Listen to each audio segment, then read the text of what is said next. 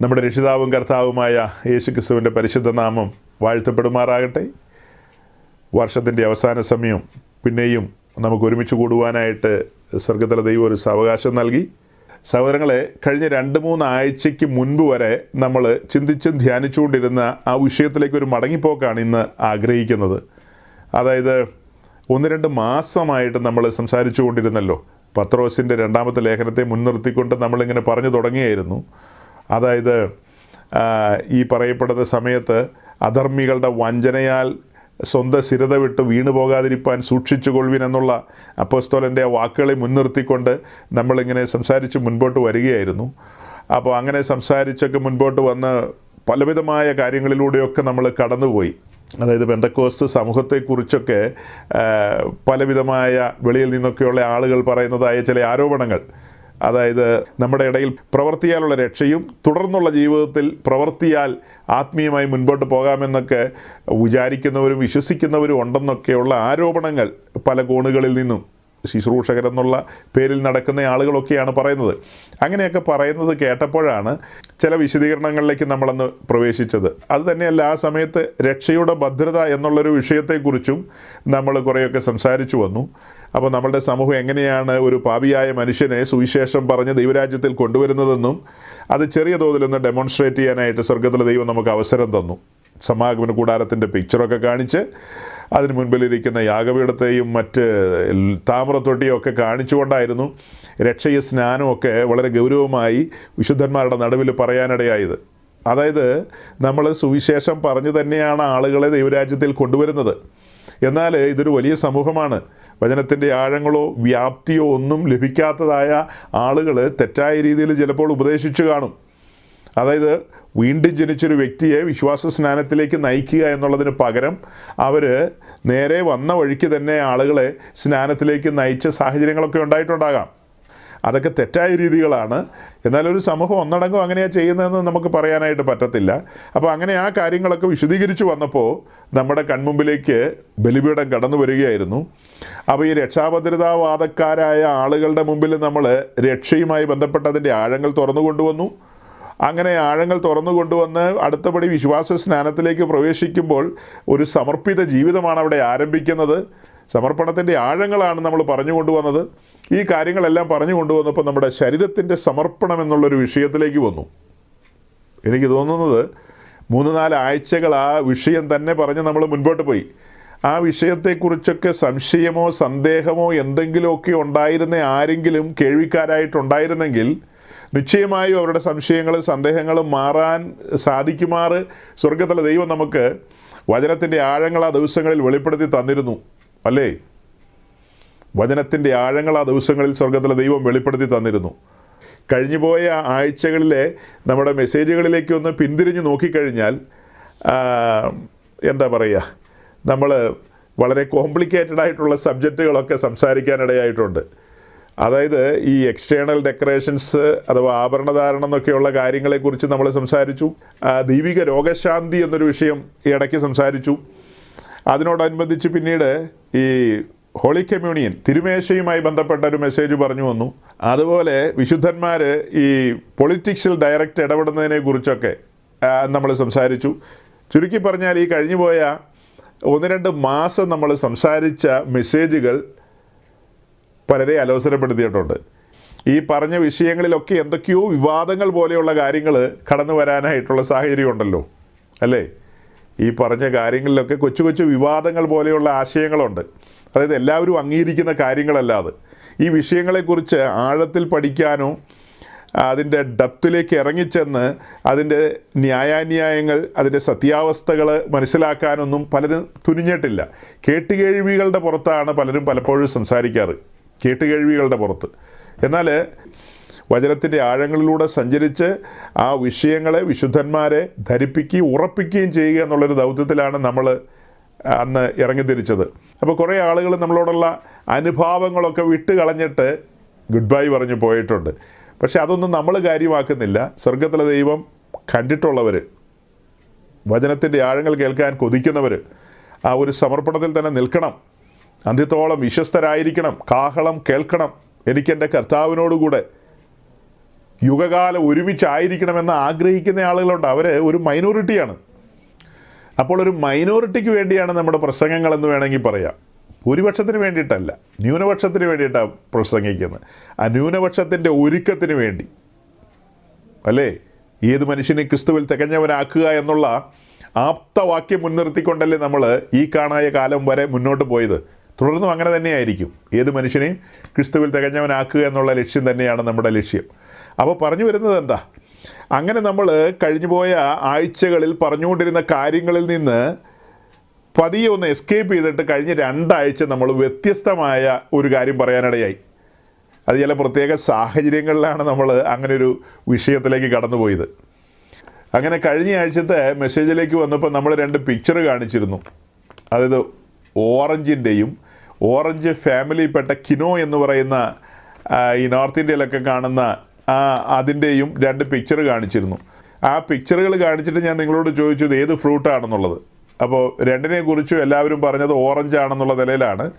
ചില വ്യത്യസ്തമായ സ്വരങ്ങളൊക്കെ വന്നിരുന്നു എന്നുള്ളത് വാസ്തവമാണ്, അത് അംഗീകരിക്കുന്നു. എന്നാൽ ഏറിയ പങ്കും എല്ലാവരും പറഞ്ഞത് അത് ഓറഞ്ചാണെന്നുള്ള നിലയിലാണ്. അപ്പോൾ ഞാൻ അതിനോടുള്ള ബന്ധത്തിൽ തുടർന്ന് പറഞ്ഞത് അത് 2ഉം 2ആണ്, അത് ഒന്നല്ല. ഒന്ന് നാഗ്പൂർ ഓറഞ്ചും ഒന്ന് ഈ പറഞ്ഞ കിനോ എന്ന് പറയുന്ന, അത് പ്രൊനൗൺസ് ചെയ്യുന്നത് കിനോ എന്നാണോ കിനു എന്നാണോ എന്ന് എനിക്ക് ഡൗട്ടുണ്ട്. അവർ കിനൂന്നും കിനോന്നും കിനോറെന്ന് വരെ പറയുന്നവരുണ്ട്. അപ്പം നമ്മൾ ഈ ഓരോരുത്തരും പറയുന്ന കേട്ടിട്ടാണ് നമ്മളും പ്രൊനൗൺസ് ചെയ്യുന്നത്. അപ്പോൾ അതുകൊണ്ടത് തെറ്റിപ്പോകാനുള്ള സാധ്യതയുണ്ട്. ഇനി അതൊക്കെ അങ്ങനെ പറഞ്ഞ് മുന്നോട്ട് വന്നു കഴിഞ്ഞപ്പോൾ അതിൻ്റെ ഒരു ശരിയായൊരു വിശദീകരണം ഞാൻ പറഞ്ഞതെന്ന് എനിക്ക് തന്നെ ഒരു ഡൗട്ട് വന്നു.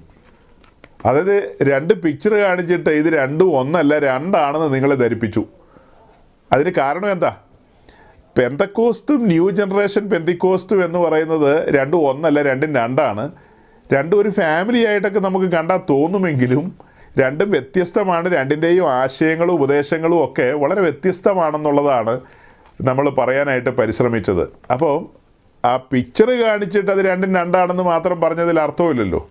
പിക്ചർ കാണിച്ചതിൻ്റെ ശരിയായ ഉദ്ദേശം എന്ന് പറയുന്നത് നമ്മുടെ ചുറ്റും ഇന്ന് കാണുന്നതായ ഈ കാഴ്ചകളെല്ലാം നിങ്ങളുടെ കണ്ണിൻ്റെ മുമ്പിൽ ഏതാണ്ട് സാമ്യം പോലെ തോന്നും. എല്ലാം ആത്മീയമായിട്ടും എല്ലാം പെന്തക്കോസ്തായിട്ടും എല്ലാം യഥാർത്ഥ സഭയുടെ ഭാഗമായിട്ടൊക്കെ തോന്നിയതുകൊണ്ട് കാര്യമില്ല. അതെല്ലാം വ്യത്യസ്തമാണെന്ന് ധരിപ്പിക്കാൻ വേണ്ടിയാണ് ഞാൻ അങ്ങനെ ഒരു സാഹസത്തിലേക്ക് കടന്നത്. അതിനിടയ്ക്ക് ചില പ്രിയപ്പെട്ടവരിൽ നിന്ന് കേട്ട ഒരു ചിന്ത, ആ ചിന്ത എന്തെന്ന് ചോദിച്ചാൽ, നിങ്ങൾ ഈ പെന്തക്കോസ്റ്റും ന്യൂ ജനറേഷൻ പെന്തക്കോസ്റ്റ് എന്നൊക്കെ കണ്ടമാനം വായി തുറന്ന് പറയുന്നുണ്ടല്ലോ. ന്യൂ ജനറേഷൻ പെന്തിക്കോസ്റ്റ് എന്ന് പറയുന്നത് എന്തോ കുഴപ്പമാണ്, എന്തോ അങ്ങനെയാണ് ഇങ്ങനെയാണ്. അതേസമയം പെന്തക്കോസ്റ്റ് എന്ന് പറഞ്ഞാൽ വലിയ സംഭവമാണെന്നുള്ള രീതിയിലാണ് പറഞ്ഞു വരുന്നത്. നിങ്ങൾ പറയുന്ന ഈ പെന്തക്കോസ്റ്റിലല്ലേ ഈ സഭാരാഷ്ട്രീയവും അധികാര വടംവലിയും ഈ ഉന്തും തള്ളും ബഹളമൊക്കെ? ഈ പറഞ്ഞ ന്യൂ ജനറേഷൻ ഗ്രൂപ്പുകളിലൊന്നും അങ്ങനത്തെ ഉന്തും തള്ളും ബഹളങ്ങളോ കോടതിയോ കേസോ ബുക്കാറൊന്നും ഇല്ലല്ലോ. അപ്പോൾ ഇതിനേക്കാൾ എത്രയോ ഭേദമാത് എന്നൊക്കെയുള്ള ചോദ്യങ്ങൾ എൻ്റെ മുമ്പിൽ വന്നിട്ടുണ്ടെന്നേ. ന്യായമായ ചോദ്യമല്ലേ സഹോദരങ്ങളെ? ഈ ബഹളക്കാരേക്കാളും എത്രയോ ഭേദമാണ് അവരുടേതായ നിലയിൽ ആ ഒരു ആത്മാർത്ഥതയിലും ഉത്സാഹത്തിലും തന്നെയാണ് മുന്നോട്ട് പോകുന്നത്. നിശ്ചയമായും അങ്ങനെയാണ്. അപ്പം നമുക്ക് കുറച്ചും കൂടെ സഹകരിക്കാനും കുറച്ചും കൂടെ ഇടപഴകാനും നല്ലത് അതല്ലേ എന്ന് ചോദിക്കുന്ന ചോദ്യങ്ങളുണ്ട്. യൗവനക്കാരുടെ സൈഡിൽ നിന്നൊക്കെ അങ്ങനത്തെ ചോദ്യങ്ങളുണ്ട്. അവരെ സംബന്ധിച്ച് ഈ വിഷയങ്ങളുടെ ആഴങ്ങളിലേക്കൊന്നും അവരൊരിക്കലും പോകാറില്ല. വചനത്തിൻ്റെ ആഴങ്ങളിലേക്കും പെരിഫറൽ ലൈനിൽ നിന്നുകൊണ്ട് കണ്ണാലെ കാണുന്ന കാര്യങ്ങൾ വെച്ചിട്ട്, കണ്ടോ ആ പാസ്റ്റർ അങ്ങനെയാണ്, ഈ പാസ്റ്റർ ഇങ്ങനെയാണ്, അവരുടെ ഫെലോഷിപ്പ് കണ്ടില്ലേ, അതിനേക്കാളൊക്കെ എത്രയോ ബെറ്ററാണ് മറ്റത് എന്നുള്ള രീതിയിൽ ആളുകൾ പറഞ്ഞു വരുന്നത്. സൗരങ്ങളെ, നമ്മൾ പറയുന്ന ഈ പെന്തക്കോസ്റ്റ് സമൂഹത്തിനകത്ത് പ്രതിസന്ധികളും കുഴപ്പങ്ങളൊക്കെ ഉണ്ട്. ഇല്ലെന്ന് ഞാൻ പറഞ്ഞില്ല, ഇല്ലെന്ന് ഒരിക്കലും ഞാൻ പറഞ്ഞിട്ടില്ല. ഞാൻ അതിനെയൊക്കെ നിശിതമായി എതിർക്കുന്നൊരു വ്യക്തിയാണെന്ന് നിങ്ങൾക്കറിയാം. അപ്പോൾ തന്നെ അതിൻ്റെ മേന്മകളും പറയാറുണ്ട്. തീർത്തും അങ്ങ് ന്യൂനത മാത്രമല്ല നമ്മൾ പറയുന്നത്, മേന്മകളുണ്ടല്ലോ അതിന്. നോക്കുക, ഈ യൗവനക്കാരായ ആളുകളൊക്കെ അങ്ങനെയുള്ള ചോദ്യങ്ങളുമായിട്ട് വരുമ്പോൾ ദൈവവചനത്തിൻ്റെ ആഴങ്ങളോ അതിൻ്റെ ഗൗരവമോ ഒന്നും മനസ്സിലാക്കാതെയാണ് അവരിങ്ങനെയൊക്കെ പറയുന്നത്. നമ്മളിന്ന് ഉൾപ്പെട്ട് നിൽക്കുന്ന ഈ ഒരു സമൂഹത്തിനകത്ത് ശുശ്രൂഷാമുഖത്ത് നിൽക്കുന്നവരിൽ ആത്മീയരുണ്ട്. ആത്മീയർ എന്ന് പറഞ്ഞാൽ എന്താ ഉദ്ദേശിക്കുന്നത്? ആത്മാവിനെ അനുസരിച്ച് ആത്മാവിൽ ജീവിക്കുന്നവരെയാണ് ഈ ആത്മീയരെന്ന് വിളിക്കുന്നത്. ആത്മാവിൽ ജനിച്ച് ആത്മാവിൽ ആരംഭിച്ചിട്ട് പിന്നത്തേതിൽ ജഡത്തിലേക്ക് വഴുതിപ്പോയ ശുശ്രൂഷകന്മാരും ധാരാളം ഇതിനകത്തുണ്ട്. അതേസമയം വേലയ്ക്ക് വിളിയില്ലാതെ സൈറ്റാൻ അവൻ്റെ ഏജൻ്റ് എന്നുള്ള നിലയിൽ ഇതിനകത്ത് ആക്കിയിട്ടുള്ള ആളുകളും ധാരാളമുണ്ട്. അവരായിരിക്കും കൂടുതൽ അന്യഭാഷയൊക്കെ പറയുന്നത്. ഈ ന്യൂജൻ ഗ്രൂപ്പുകളിൽ ഏറിയ പങ്കും ഞാൻ അവസാനം പറഞ്ഞ ഗ്രൂപ്പിൽ പെട്ടതാണ്. അപ്പോൾ അത്തരക്കാർ ഈ പറയുന്ന പെന്തക്കോസ്തിനകത്തും ഇല്ലെന്ന് ചോദിച്ചാൽ നിശ്ചയമായും ഉണ്ട്, അത്തരക്കാരും ഉണ്ട് ഈ കൂട്ടത്തിൽ. ഇതെല്ലാം ഒരുമിച്ച് പോയിക്കൊണ്ടിരിക്കുന്നൊരു സമൂഹമാണിത്. ശരിക്കും ദൈവസഭയെന്ന് പറഞ്ഞാൽ കർത്താവ് വേർതിരിച്ച് തൻ്റെ വേലയ്ക്ക് വേണ്ടി ആക്കി വെച്ചിട്ടുള്ള ആളുകളുടെ മാത്രം ഒരു സമൂഹമല്ലേന്ന് ചോദിച്ചു കഴിഞ്ഞാൽ അങ്ങനെയാണ്. എന്നാൽ ഈ പറഞ്ഞ നിലയിൽ ഇങ്ങനെയുള്ള കാര്യങ്ങളും ഇതിനിടയിൽ സംഭവിക്കും. അതായത് ശരിക്കും ദൈവസഭയിൽ കർത്താവിൻ്റെ ദാസന്മാർ തന്നെയാണ് ശുശ്രൂഷിക്കേണ്ടത്. പക്ഷേ സ്വർഗത്തിലെ ദൈവം പരിശോധനയോടുള്ള ബന്ധത്തിൽ ടെസ്റ്റുകൾ എന്നുള്ള നിലയിൽ ഈ പറഞ്ഞ കൂട്ടരെയും അനുവദിക്കും. എഫേസ്യ സഭയിൽ അനുവദിച്ചു എന്നുള്ളത് നമ്മൾ വെളിപ്പാട് പുസ്തകത്തിൽ വായിക്കുന്നുണ്ട്. അപ്പോസ്തലന്മാരല്ലാതിരിക്കെ അപ്പോസ്തലന്മാരെന്ന് പേർവിട്ട് വന്ന ആളുകളെ ടെസ്റ്റിൽ അവർ പരാജയപ്പെടുത്തി. ഞാനെന്തിനാ ഇത്രയൊക്കെ നീട്ടിയും പരത്തിയൊക്കെ പറയുന്നതെന്ന് മനസ്സിലായോ? എഫേസ്യ സഭ ആ വിഷയത്തിൽ ജയാളികളാണ്. ഞാൻ ഉൾപ്പെട്ട് നിൽക്കുന്ന ഈ കാലഘട്ടത്തിലെ സഭ പലപ്പോഴും ആ വിഷയത്തിൽ പരാജിതരുടെ സംഘമാണ്. പരാജിതരുടെ സംഘമാണ്. പലർക്കും പലതും തിരിച്ചറിയാൻ കഴിയുന്നില്ല. ഇണയല്ല പിണകൾ ധാരാളം കൂടുന്നൊരു കാലം. കുത്തഴിഞ്ഞതുപോലെയുള്ള സംവിധാനങ്ങൾ സംഭവിക്കുന്നു. നോക്കണം, ദൈവത്താൽ ആക്കപ്പെട്ടിട്ടുള്ളൊരു ശുശ്രൂഷകനാണ് മോശയോട് ചേർന്ന് നിന്ന് ശുശ്രൂഷയിൽ സഹായിക്കുന്നയാളാണ് അഹ്റോൻ. അവരൊരുമിച്ച് അങ്ങനെ ഇസ്രായേൽ ജനത്തെ നയിച്ചുകൊണ്ട് പോവുകയാണ്. നയിച്ചുകൊണ്ട് പോകുന്നതിനിടയിൽ ഇസ്രായേൽ ജനത്തെ കെട്ടഴിഞ്ഞവരായി പരിഹാസ്യമായ നിലയിലേക്ക് പറഞ്ഞു വിട്ട ആളാരാ? വേലയ്ക്ക് വിളിയില്ലാത്ത ആളാണോ? സാക്ഷാൽ അഹ്റോൻ തന്നെയല്ലേ അത് ചെയ്തത്. അപ്പം നമ്മൾ ഉൾപ്പെട്ട് നിൽക്കുന്ന ഈ സമൂഹത്തിനകത്ത് വേലയ്ക്ക് വിളിയുള്ളവരും വിളിയില്ലാത്തവരും എല്ലാം ഉണ്ടെന്ന് ഞാൻ പറഞ്ഞല്ലോ. ഈ വിളി ഉണ്ടെന്ന് പറയുന്ന ആളുകളിൽ നിന്നും ഇങ്ങനെയുള്ള വിഡ്ഢിത്തങ്ങൾ വരും. ഈ കഴിഞ്ഞ ദിവസം ഞാൻ കണ്ട ഒരു ലെറ്ററാണ് കേരളത്തിൻ്റെ ബഹുമാനായ മുഖ്യമന്ത്രിക്ക് റാന്നിയിലുള്ളൊരു സീനിയർ പാസ്റ്റർ, തലമുടി മുഴുവനും പഞ്ഞിക്കുടം പോലെ നരച്ചിട്ടുണ്ട് പുള്ളിയുടെ ചർച്ചിലാണ് ഇടയ്ക്ക് ഒരു CSIയിലെ ബിഷപ്പൊക്കെ വന്ന് കുറച്ച് അനിവാസിയൊക്കെ പറഞ്ഞത്. അപ്പോൾ അദ്ദേഹം ഒരു കത്ത് അയച്ചത്, അത് മൊത്തത്തിൽ സാമൂഹ്യ മാധ്യമങ്ങളിലൊക്കെ വളരെ പ്രചാരത്തിൽ വന്നൊരു കാര്യമാണ്. അദ്ദേഹം മുഖ്യമന്ത്രിയെ ധരിപ്പിക്കുന്ന ഞങ്ങളുടെ ഇടയിൽ നിന്ന് MP MLA ഒക്കെ വേണം, പോരാത്തതിന് ഈ കോർപ്പറേഷനുകളൊക്കെ വീതിക്കുമ്പോൾ ഇനി മുതൽ ഞങ്ങളുടെ ആളുകളെയും കോർപ്പറേഷൻ്റെ തലപ്പത്ത് അതിൻ്റെ ചെയർമാനായിട്ടൊക്കെ ഇരുത്തണമെന്നുള്ളതാണ് ഇദ്ദേഹത്തിൻ്റെ ആഗ്രഹം. അല്ലേ? നാളെയെക്കുറിച്ച് ചിന്തിക്കേണ്ട, വിചാരപ്പെടേണ്ട, ഒന്നിനെക്കുറിച്ചും വിചാരപ്പെടേണ്ട എന്നുള്ള ശബ്ദം കേട്ട് ഇറങ്ങി വന്ന ആളുകളാണ്. ലോകം വേണ്ട, എനിക്കൊന്നും വേണ്ട, ലോകത്തിൻ്റെ ഇമ്പം വേണ്ട, ഈ മായാപുരി വിട്ടുപോയാൽ മതി എന്ന് പാട്ട് പാടിക്കൊണ്ടിരിക്കുന്നവരാ. അവർ പറയാണ് ഞങ്ങൾക്ക് കോർപ്പറേഷൻ്റെ ഒക്കെ തലപ്പത്തിരിക്കണമെന്ന്. ഇടയ്ക്ക് നമ്മൾ ഈ മെസ്സേജിൽ ഇതൊക്കെ സൂചിപ്പിക്കുന്നത് നമുക്ക് വേറൊരു പണിയില്ലാഞ്ഞിട്ടല്ല സഹോദരങ്ങളെ. നമ്മൾ ഇടയ്ക്ക് മിനിമം ആയിട്ടെങ്കിലും ഇങ്ങനെയുള്ള കാര്യങ്ങളൊക്കെ സൂചിപ്പിക്കുന്നത് ആരെങ്കിലുമൊക്കെ ചിന്തിക്കണമെങ്കിൽ ചിന്തിച്ചോട്ടെ എന്നോർത്താണ്. സഭ്യമായ രീതിയിൽ ഈ കാര്യങ്ങളൊക്കെ പറയുന്നത് ഇതെല്ലാം തെറ്റായ പ്രാക്ടീസുകളാണ്, വചനവിരുദ്ധമാണ്. ഇവരെല്ലാം നമ്മെ കുഴിയിലേക്ക് നയിക്കും. ഓക്കെ, പറഞ്ഞു വന്നത് ഇത്രയേ ഉള്ളൂ. അതായത് ചില കോണുകളിൽ നിന്ന് ആളുകൾ, പ്രിയപ്പെട്ടവരൊക്കെ ഉയർത്തിയ ചില ആശയങ്ങളാണ് ഈ പെന്തക്കോസിനേക്കാളും ന്യൂ ജനറേഷൻ പെന്തക്കോസ്തി പോവല്ലേ നല്ലതെന്നൊക്കെയുള്ള ചോദ്യത്തിൻ്റെ ലളിതമായ മറുപടി ഇത്രയേ ഉള്ളൂ. ഈ പറയപ്പെട്ട സ്ഥലങ്ങളിലൊന്നും ഉപദേശമില്ല, പ്രമാണമില്ല, ചട്ടങ്ങളും പ്രമാണവുമില്ല. കഴിഞ്ഞ ദിവസം നമ്മൾ മെസ്സേജിനകത്ത് പറഞ്ഞൊരു കാര്യമാണ്, യെരുശലേമിൻ്റെ മതിൽ പൊളിച്ചത് ആരാന്ന് ചോദിച്ചു കഴിഞ്ഞാൽ 99% പെന്തക്കോസുകാരും പറയും അത് നെബൂഖദ്നേസറാണ് പൊളിച്ചകത്ത് കയറിയെന്ന്. പക്ഷെ നമ്മൾ കണ്ടെത്തൽ എന്താ? നെബൂഖദ്നേസറാണോ മതിൽ പൊളിച്ചത്? മതിൽ പൊളിച്ചത് ഇസ്രായേലല്ലേ? ആദ്യമായിട്ട് ആരെങ്കിലും കേൾക്കുന്നുണ്ടെങ്കിൽ അവർ നടുങ്ങിപ്പോവും. ഇസ്രായേലോ മതിൽ പൊളിച്ചത്? മതിൽ പൊളിച്ച് അകത്തേക്ക് കടന്നതിനെല്ലാം തീ വെച്ചത് നെബൂഖദ്നേസറാണെന്നാണ് ബൈബിളിൽ വായിക്കുന്നത്, ഇത്രയും നാളും കേട്ടിരിക്കുന്നത്. പക്ഷെ നമ്മളൊരു തിരുത്താണ് കൊണ്ടുവരുന്നത്, തിരുത്ത്. അങ്ങനെയല്ല, നെബൂഖദ്നേസറല്ല മതിൽ പൊളിച്ചത്. അതായത് ആ മതിൽ എന്തിനെയാണ് കാണിക്കുന്നത്? വിശുദ്ധിയുടെയും വേർപാടിൻ്റെയും മതിലാണത്. ആ മതിലിനകത്ത് വസിക്കുന്ന സമൂഹമാണ് ഇസ്രായേൽ എന്നുള്ള രീതിയിൽ പരിഗണിക്കുക. ഇതാ തനിച്ചു പാർക്കുന്ന ജനം, ജാതികളോടുകൂടെ എണ്ണപ്പെടുന്നില്ല, ജാതികളോട് ഇടകലരുന്നില്ല. അങ്ങനെ ജീവിച്ചു പോകുന്ന ഒരു സമൂഹം. ആ സമൂഹത്തിന് കൊടുത്തിട്ടുള്ള ദൈവത്തിൻ്റെ വചനം നമ്മൾ മനസ്സിലാക്കുമ്പോൾ, നിങ്ങൾ എൻ്റെ കൽപ്പനകളെയും പ്രമാണങ്ങളെയും കണ്ണിൻ്റെ കൺമണി പോലെ, നമ്മൾ പറഞ്ഞ കൃഷ്ണമണി എന്നാണ് വായിക്കുന്നത്, നമ്മുടെ കണ്ണിൻ്റെ കൺമണി പോലെ സൂക്ഷിക്കണമെന്നാണ് എഴുതിയിരിക്കുന്നത്.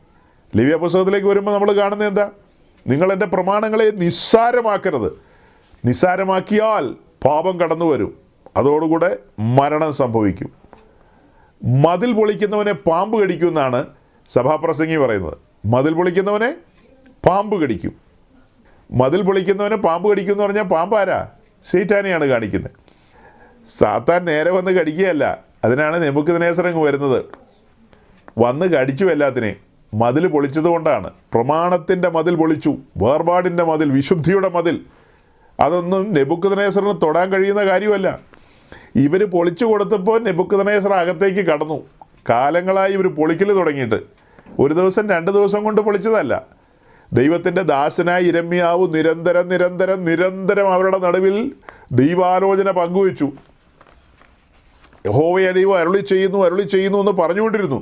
അവർക്കതെല്ലാം കേൾക്കുമ്പോൾ തമാശയായിട്ടാണ് തോന്നിയത്. യിരെമ്യാവിൻ്റെ പ്രവചനങ്ങളിൽ ഏറിയവെങ്കും പറഞ്ഞുകൊണ്ടിരുന്നത് എന്താ? വടക്ക് നിന്ന് അനർത്ഥം വരുന്നു, നിങ്ങൾ മതിൽ പൊളിക്കുകയാണ്, നിങ്ങൾ പഴയ പാതകളെ മറക്കുന്നു, നിങ്ങൾ പുതുപാതകളെ സൃഷ്ടിക്കുന്നു, നിങ്ങൾ പഴയ പാതയിലേക്ക് മടങ്ങി വന്ന് ഉപദേശം കൈക്കൊള്ളുവിനെന്ന് കൂടെ അദ്ദേഹം പറഞ്ഞു, കരഞ്ഞുകൊണ്ട് പറഞ്ഞു. അവരത് കൂട്ടാക്കിയില്ല. എത്രയോ കാര്യങ്ങൾ അവരോട് പറഞ്ഞു, അവരത് കൂട്ടാക്കിയില്ല. അവരുടെ നടുവിൽ ധാരാളം പ്രവാചകന്മാരുണ്ടായിരുന്നു, അല്ലേ? അവരുടെ നടുവിൽ ധാരാളം പ്രവാചകന്മാരുണ്ടായിരുന്നു. അതിലൊരുത്തൻ്റെ പേര് പശൂർ എന്ന് പറയുന്നത്. അവൻ യിരെമ്യാവിൻ്റെ കരണത്തടിച്ചവനാണ്. അതായത് യിരെമ്യാവ് പറഞ്ഞ ദൂതിന് വിരുദ്ധമായി ഇവരെല്ലാം പറഞ്ഞ ദൂതിന് വിരുദ്ധമായി യിരെമ്യാവ് ദൂത് പറഞ്ഞു. ഇവരെല്ലാം വച്ചടി കയറ്റെന്നാണ് പറഞ്ഞത്. ഭയങ്കര സംഭവമാണെന്നൊക്കെയാണ് പറഞ്ഞത്. പക്ഷേ യിരെമ്യാവ് നേരെ തിരിച്ചാണ് പറഞ്ഞത്. സംഭവിക്കാൻ പോകുന്നത് ഭയാനകമായിരിക്കും. വടക്കു നിന്ന് അനർത്ഥം വരുന്നു. കണ്ട കാഴ്ചകളൊക്കെ അവരെ പറഞ്ഞു കേൾപ്പിച്ചു. അപ്പോൾ പശൂര് യിരെമ്യാവിൻ്റെ കരണത്തടിക്കുക ചെയ്ത്. പിന്നത്തേതിൽ അവനെ പിടിച്ച് പൊട്ടക്കിണറിലിട്ടു, പിന്നീട് കാരാഗ്രഹത്തിലിട്ടു. അങ്ങനെയുള്ള സാഹചര്യങ്ങളിലൂടെയാണ് ദൈവത്തിൻ്റെ പ്രവാചകനായ യിരെമ്യാവ് കടന്നുപോയത്. പക്ഷെ ദൈവം ഇടതടവില്ലാതെ തൻ്റെ ജനത്തോട് സംസാരിച്ചു കേട്ടോ. ഇടതടവില്ലാതെ, ഒരു ദിവസം കൊണ്ടൊന്നുമല്ല, ഇടതടവില്ലാതെ സംസാരിച്ചെന്നാണ്. എത്ര വാക്യങ്ങളാണെന്നറിയാവോ ആ നിലയിൽ എഴുതി വച്ചിരിക്കുന്നത്. യിരെമ്യാവിൻ്റെ പുസ്തകത്തിലും അതുപോലെ ദിനവൃത്താന്ത പുസ്തകത്തിലേക്കൊക്കെ വരുമ്പോൾ നമ്മൾ ആ വാക്യങ്ങളെ കാണാം. ഇടതടവില്ലാതെ യഹോവയായ ദൈവം ഇസ്രായേലിനോട് ഇടപെട്ടുകൊണ്ടിരുന്നു. പക്ഷേ അവർ കൂട്ടാക്കിയില്ല, ഗൗനിച്ചില്ല. ഒടുക്കം സംഭവിക്കേണ്ടത് സംഭവിച്ചു, അല്ലേ? മതിൽ പൊളിഞ്ഞു. അപ്പോൾ ഞാൻ എന്താ പറഞ്ഞു വന്നത്? നമ്മുടെ സമൂഹത്തിൻ്റെ നടുവിൽ, വിശുദ്ധന്മാരുടെ നടുവിൽ മുന്നറിയിപ്പുകളും സൂചനകളും ഒക്കെ കൊടുക്കുമ്പോൾ, കേരളത്തിലൊരു രാഷ്ട്രീയ മുദ്രാവാക്യമുണ്ട്, സൂചന കണ്ട് പഠിച്ചില്ലെങ്കിൽ എന്നൊക്കെ. അതുപോലെ അവിടങ്ങളിലൊക്കെ ദൈവത്തിൻ്റെ ദാസന്മാരിലൂടെ സ്വർഗ്ഗത്തിലെ ദൈവം ഈ അരുതായികകളെ, വചനവിരുദ്ധമായ കാര്യങ്ങളെ, പ്രമാണ ലംഘനങ്ങളെ, ഇവിടെ വിശുദ്ധന്മാരെ യാത്രക്കാരും അന്യരും പരദേശികളുമാക്കി മാറ്റേണ്ട ദൈവത്തിൻ്റെ ദാസന്മാർ, അവർ ഭരണത്തിൻ്റെ പങ്കാളിത്തത്തിലേക്കും അതിൻ്റെ അപ്പകഷ്ണത്തിലേക്കും ഒക്കെ ജനത്തെ നയിക്കുമ്പോൾ, കഴിഞ്ഞ ദിവസം എനിക്ക് ഒത്തിരി പേര് ഈ പെന്തക്കോസ്ത് സമൂഹത്തിൻ്റെ നടുവിൽ നിന്ന് ഈ ലോക്കൽ ബോഡി ഇലക്ഷനിൽ ജയിച്ചു വന്ന ആളുകളുമായി ബന്ധപ്പെട്ട ഈ പിക്ചറുകളോ അതിന് ന്യൂസുകൾ അയച്ചു തന്നു. അവരെ ആളുകൾ അനുമോദിച്ചുകൊണ്ടുള്ള, പ്രകീർത്തിച്ചുകൊണ്ടുള്ള കാര്യങ്ങൾ. അപ്പം നമുക്കൊന്നും പറയാനില്ല, നിശബ്ദമായി കാണുക എന്നുള്ളതേ ഉള്ളൂ. പ്രസംഗത്തിനകത്തൊക്കെ പറയുന്നതിനും പരിമിതിയുണ്ട്. ഈ സമൂഹം മതിൽ പൊളിച്ചുകൊണ്ടിരിക്കുകയാണ്. മതിൽ പൊളിച്ച് നെബൂഖദ്നേസറിൻ്റെ രഥം ഉരുണ്ടു വരാൻ പാകത്തിന് അതിനുള്ള വഴികളും വാതിലുകളും ഒക്കെ ഒരുക്കി കൊടുത്തുകൊണ്ടിരിക്കുന്ന ഒരു കാലഘട്ടത്തിലാണ് നമ്മൾ ഒരുമിച്ച് കൂടിയിരിക്കുന്നത്. സഹോദരങ്ങളെ, നമ്മൾ ഉൾപ്പെട്ട് നിൽക്കുന്ന സമൂഹം പ്രമാണത്തിൽ നിന്നും വചനത്തിൽ നിന്നൊക്കെ വളരെയധികം വഴിമാറിപ്പോവുകയാണ്. വഴിമാറി സഞ്ചരിക്കുന്ന കാലത്താണ് ഞാൻ ഈ മുന്നറിയിപ്പുകളും സൂചനകളൊക്കെ നിങ്ങളുടെ നടുവിൽ തരുന്നത്. അപ്പം അവസാനമായി പറഞ്ഞത് ഇത്രയേ ഉള്ളൂ. പെന്തക്കോസ്ത് സമൂഹത്തിനകത്ത് ഉപദേശമുണ്ട്. ഈ പറയപ്പെട്ട ന്യൂ ജനറേഷൻ ഗ്രൂപ്പുകളിൽ നിന്നും ഉപദേശമില്ല. ഇവിടെ 100% എല്ലാവരും ഉപദേശം പറയുന്നവരാണെന്ന് ചോദിച്ചാൽ അല്ല, പക്ഷേ ഉണ്ട്. പക്ഷേ ഇവിടെ ഉപദേശം പറയുന്നവരും അടിസ്ഥാനമുള്ളവരും ജനത്തെ നേരായ പാതയിൽ നയിക്കുന്നവരുമായ ശുശ്രൂഷകന്മാർ ഇവിടെയുണ്ട്. മുഴുവനും അന്യം നിന്ന് പോയിട്ടില്ല. ഞാൻ എൻ്റെ സഭയെ പണിയും, പാതാള ഗോപുരങ്ങൾ അതിനെ അതിജീവിക്കില്ലെന്ന് പറഞ്ഞിട്ടില്ലേ? കർത്താവ് നിശ്ചയമായി തൻ്റെ സഭയെ പണിയുന്നു തൻ്റെ ദാസന്മാരിലൂടെ. ഇപ്പം നിങ്ങൾ തന്നെ ഇവിടെ ഇത്രയും പേര് കടന്നു വന്നിരിക്കുന്നു. കഴിഞ്ഞ 5.5 വർഷമായി നമ്മൾ ഇതുപോലെ ഒരുമിച്ച് കൂടുന്നു. ഈ 5.5 വർഷത്തിനടുത്ത് മുടങ്ങാതെ കടന്നു വന്ന വാത്സല്യ സഹോദരി സഹോദരന്മാരുണ്ട്. ചിലപ്പോൾ 1-2 ആഴ്ചയൊക്കെ മുടങ്ങിയാൽ പോലും തുടർന്നും കടന്നു വന്ന് വചനം കേൾക്കുകയും അതിനനുസരിച്ച് തങ്ങളുടെ ജീവിതം ക്രമീകരിച്ച് മുൻപോട്ട് കൊണ്ടുപോകാനായിട്ട് ഉത്സാഹിക്കുന്ന എത്രയോ പേര് ഇതിനകത്തുണ്ട്. അതേസമയം നമ്മുടെ ചുറ്റും എന്തുമാത്രം മനുഷ്യരുണ്ട്, നമ്മുടെ അറിവിലും പരിചയത്തിലുള്ള ആളുകൾ. അവർ ഇങ്ങനെ മീറ്റിങ്ങിൽ കടന്നു വരിക എന്ന് വെച്ചാൽ അവർക്ക് തിരക്കുള്ളവരാണ്, സാധിക്കില്ല. 2, ഈ മെസ്സേജുകൾ യൂട്യൂബിലേക്കൊക്കെ വന്നു കഴിഞ്ഞാൽ അവിടെ കേൾക്കാമോ എന്ന് ചോദിച്ചാൽ അതിനും സമയവും സാവകാശവും ഇല്ലാത്ത ആളുകളാണ്. അതേസമയം നിങ്ങളൊരു ചെറിയ കൂട്ടം ആളുകൾ ഈ കാര്യങ്ങൾ നിരന്തരം കേൾക്കുന്നു. അത് പറയുമ്പോൾ ഞാൻ ഒരു കാര്യം ഇവിടെ ഇടയ്ക്കൊന്ന് സൂചിപ്പിച്ചോട്ടെ. കഴിഞ്ഞ ചില ആഴ്ചകൾക്ക് മുമ്പ് ഞാൻ നിങ്ങളുടെ നടുവിൽ പറയുമായിരുന്നു, നമ്മൾ പാപത്തെക്കുറിച്ചും നീതിയെക്കുറിച്ചും ന്യായവിധിയെക്കുറിച്ചും ഒക്കെ പറഞ്ഞ ഒരു മെസ്സേജ് യൂട്യൂബിൽ കിടപ്പുണ്ട്. ആ മെസ്സേജ് ചിലരോടൊക്കെ ഞാനൊന്ന് കേൾക്കണമെന്ന് പറഞ്ഞിരുന്നു. അന്നങ്ങനെ പറയാനുണ്ടായ സാഹചര്യം, നമ്മുടെ നടുവിൽ ഒരു ദൈവദാസൻ കടന്നു വന്ന് ഈ വിഷയത്തെക്കുറിച്ച് സംസാരിച്ചപ്പോൾ നിങ്ങളോട് ചില ചോദ്യങ്ങളൊക്കെ ചോദിച്ചു. ആ ചോദ്യങ്ങൾക്ക് ഫലപ്രദമായി എല്ലാവർക്കും മറുപടി കൊടുക്കാൻ കഴിഞ്ഞില്ല. അതുകൊണ്ട് അതിന് കഴിയാതെ വന്ന പ്രിയപ്പെട്ടവർക്കൊക്കെ ഞാൻ ആ ലിങ്ക് അയച്ചു കൊടുത്തിരുന്നു, ആ മെസ്സേജുകളുടെ ലിങ്ക്. എന്നിട്ട് ഞാൻ പൊതുവിൽ പറഞ്ഞിരുന്നു, അത് നിങ്ങൾ കേൾക്കണം. കേട്ടിട്ട് അതിനെക്കുറിച്ച് നിങ്ങളുടെ ഒരു വിലയിരുത്തലുകൾ, നിങ്ങളുടെ പഠനങ്ങൾ, നിങ്ങളുടെ ബോധ്യങ്ങൾ എന്നെ ഏതെങ്കിലും രീതിയിൽ അറിയിക്കുക. എഴുത്തിലൂടെയോ വോയിസ് ക്ലിപ്പുകളിലൂടെയോ ഏതെങ്കിലും രീതിയിലൊക്കെ അറിയിക്കാനൊരു ശ്രമം നടത്തണം. നിർബന്ധമൊന്നുമല്ല, സാധിക്കുമെങ്കിൽ അങ്ങനെ ഉത്സാഹിക്കണമെന്ന് പറഞ്ഞു. ഒരു വ്യക്തി അത് നേരത്തെ ചെയ്തു, കൃത്യമായി അതിനുവേണ്ടി അധ്വാനിച്ചു, ഉത്സാഹിച്ചു. എത്രത്തോളം അത് പറഞ്ഞോ ഇല്ലയോ എന്നുള്ളതൊന്നുമല്ല, അതിനുവേണ്ടി സമയം വേർതിരിച്ച് ആ കാര്യം ചെയ്യാനായിട്ട് മനസ്സ് വെച്ചു. അതാണ് സ്വർഗം നോക്കുന്നത്. അല്ലാതെ നിങ്ങളുടെ തീസീസ് ഒന്നും കണ്ടിട്ട് കോരിത്തിരിക്കുന്നവനല്ല ദൈവം. നിങ്ങളതിന് മനസ്സ് വെച്ചു, അതൊരു അനുസരണത്തിൻ്റെ ഭാഗമാണ്. അതുപോലെ മറ്റൊരു സഹോദരിയും കഴിഞ്ഞ ആഴ്ച തൻ്റെ പഠനങ്ങളും ബോധ്യങ്ങളും എന്നെ അറിയിച്ചു, എഴുത്തുകളാലും മറ്റുമൊക്കെ ആയിട്ട്. അപ്പം ഞാൻ നോക്കിയിട്ട് മറുപടി പറയാമെന്ന് പറഞ്ഞെങ്കിൽ എനിക്ക് അതിന് സമയം കിട്ടിയില്ല, ഞാൻ തിരക്കിലായിരുന്നു. പിന്നീട് ഞാനത് നോക്കുകയും കാണുകയും ഒക്കെ ചെയ്തു. ഇന്നിപ്പോൾ ഞാൻ പൊതുവിൽ പരസ്യമായിട്ടാണ് പറയുന്നത്. ആ മെസ്സേജ് കേട്ടപ്പോൾ തനിക്ക് കിട്ടിയ ബോധ്യങ്ങൾ അതൊക്കെ താൻ അതിനകത്ത് കുറിച്ച് വെച്ചിട്ടുണ്ട്. ഞാൻ പ്രിയപ്പെട്ടവരോട് വീണ്ടും അതൊക്കെ കേൾക്കണമെന്ന് പറഞ്ഞതിൻ്റെ പിന്നിലുള്ള രഹസ്യം, അതിൻ്റെ വിശകലനങ്ങൾ നടത്തി ഒരു റിപ്പോർട്ട് തരണമെന്നൊക്കെ പറഞ്ഞതിൻ്റെ ആശയം ഇത്രയേ ഉള്ളൂ. നമ്മൾ ആ മെസ്സേജുകളൊക്കെ പറഞ്ഞപ്പോൾ വിശുദ്ധന്മാരെ അതിൽ നിന്ന് മനസ്സിലാക്കണമെന്ന് നമ്മൾ ആഗ്രഹിച്ച ഒരൊറ്റ സെൻറ്റൻസേ ഉള്ളൂ: ഭയാനകമായ ന്യായവിധിയിൽ നിന്ന് നാം തെറ്റി ഒഴിഞ്ഞവരാണ്. നമ്മുടെ മേൽ വരേണ്ട ന്യായവിധി നമ്മുടെ കർത്താവിൻ്റെ മേൽ ചുമത്തപ്പെട്ടു. അവിടുന്ന് ആ ന്യായവിധി നമുക്ക് വേണ്ടി അനുഭവിച്ചു, ഏറ്റെടുത്തു. പാപത്തിന് മുന്നമേ തന്നെ ശിക്ഷ വിധിച്ചിട്ടുണ്ട്. ആ ശിക്ഷയാണ് കാൽവറിയിൽ നടപ്പാക്കിയത്. കാൽവറിയിൽ സ്വർഗത്തിലെ ദൈവം ക്ഷമിക്കുകയല്ലായിരുന്നു, പകരം അതിനെ ശിക്ഷിക്കുകയായിരുന്നു എന്നുള്ള വലിയൊരു പഠനമാണ് നമ്മുടെ മുമ്പിൽ വന്നത്. അതിനെക്കുറിച്ചൊക്കെ അറിയുന്നവരുണ്ട്, എന്നാൽ സാധാരണ മനുഷ്യർക്ക് എല്ലാവർക്കും അതൊക്കെ അറിയണമെന്നൊന്നുമില്ല. അപ്പോൾ എല്ലാവരുടെയും മുമ്പിൽ ആ വിഷയം നമ്മൾ കൊണ്ടുവന്നത് നമ്മൾ ഗൗരവമുള്ളവരായി മാറാൻ വേണ്ടിയാണ്. സീരിയസ് ആകണം. അതായത് നമ്മൾ കൃപയാൽ രക്ഷപ്പെട്ട് നിൽക്കുകയാണ്. ന്യായവിധിയുടെ വാൾ നമ്മുടെ തലയ്ക്ക് മീതെ ഉണ്ടായിരുന്നു. അതിൽ നിന്ന് നമ്മൾ രക്ഷപ്പെട്ട് പുറത്തു വന്ന മനുഷ്യരാണ്, രക്ഷപ്പെട്ടു വന്നവരാണ്. ആ ആശ്വാസവും ആ സന്തോഷവും എപ്പോഴും നമ്മുടെ മുഖത്തുണ്ടായിരിക്കണം, അല്ലെങ്കിൽ നമ്മുടെ ഇടപാടുകളിലുണ്ടായിരിക്കണം. ആ ബോധ്യം നമ്മെ എപ്പോഴും ഭരിക്കണം. എത്ര വലിയ പ്രതിസന്ധിയിലൂടെയാണ് നമ്മൾ കടന്നു പോകുന്നതെങ്കിലും കൃപയാൽ നാം അനുഭവിക്കുന്ന രക്ഷ, ഇന്ന് നമ്മുടെ ഉള്ളിൽ ആ സ്വർഗീയ സന്തോഷമുണ്ട്, സമാധാനമുണ്ട്. സമാധാനമില്ലെങ്കിൽ അപകടമാണ്. ആ ദിവ്യമായ സമാധാനം എപ്പോഴും സൂക്ഷിക്കണം. എൻ്റെ സമാധാനം ഞാൻ നിങ്ങൾക്ക് തന്നേച്ചു പോകുന്നു എന്നല്ലേ കർത്താവ് പറഞ്ഞത്. അത് ലോകം തരുന്നത് പോലെയല്ലെന്ന്. ലോകത്തിൻ്റെ വ്യർത്ഥമായ സമാധാനങ്ങളിൽ നടന്ന മനുഷ്യരാണ് നമ്മൾ. എന്നാൽ നമ്മുടെ കർത്താവ് തന്ന സമാധാനത്തിലേക്ക് പ്രവേശിച്ചപ്പോഴാണ് യഥാർത്ഥ സമാധാനത്തിൻ്റെ ആഴം മനസ്സിലാക്കിയത്. കഴിഞ്ഞ ആഴ്ച നമ്മൾ സംസാരിച്ചു വന്ന കാര്യത്തിനകത്ത് അബ്രഹാമിനെയും വിശുദ്ധ മറിയെയും മുൻനിർത്തി കുറേ കാര്യങ്ങൾ പറഞ്ഞു.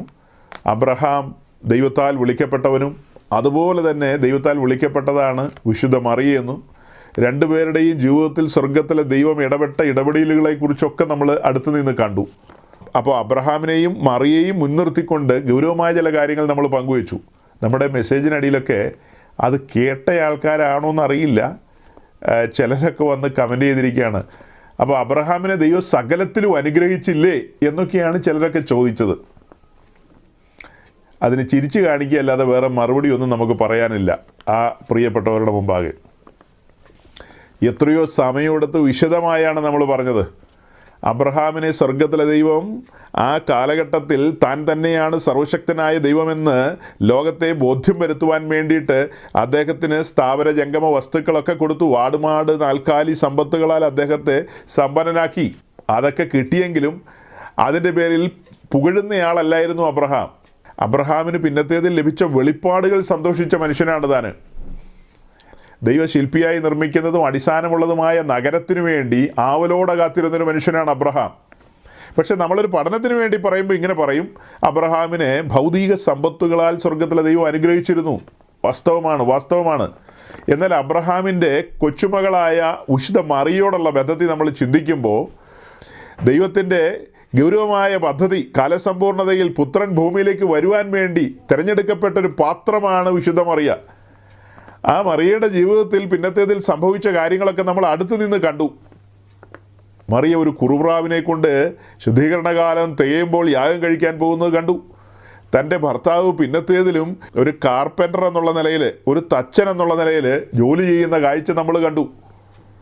അതായത് ദൈവപുത്രനെ സ്വീകരിക്കാൻ പാകത്തിന് സ്വർഗം തന്നെ തിരഞ്ഞെടുത്തു.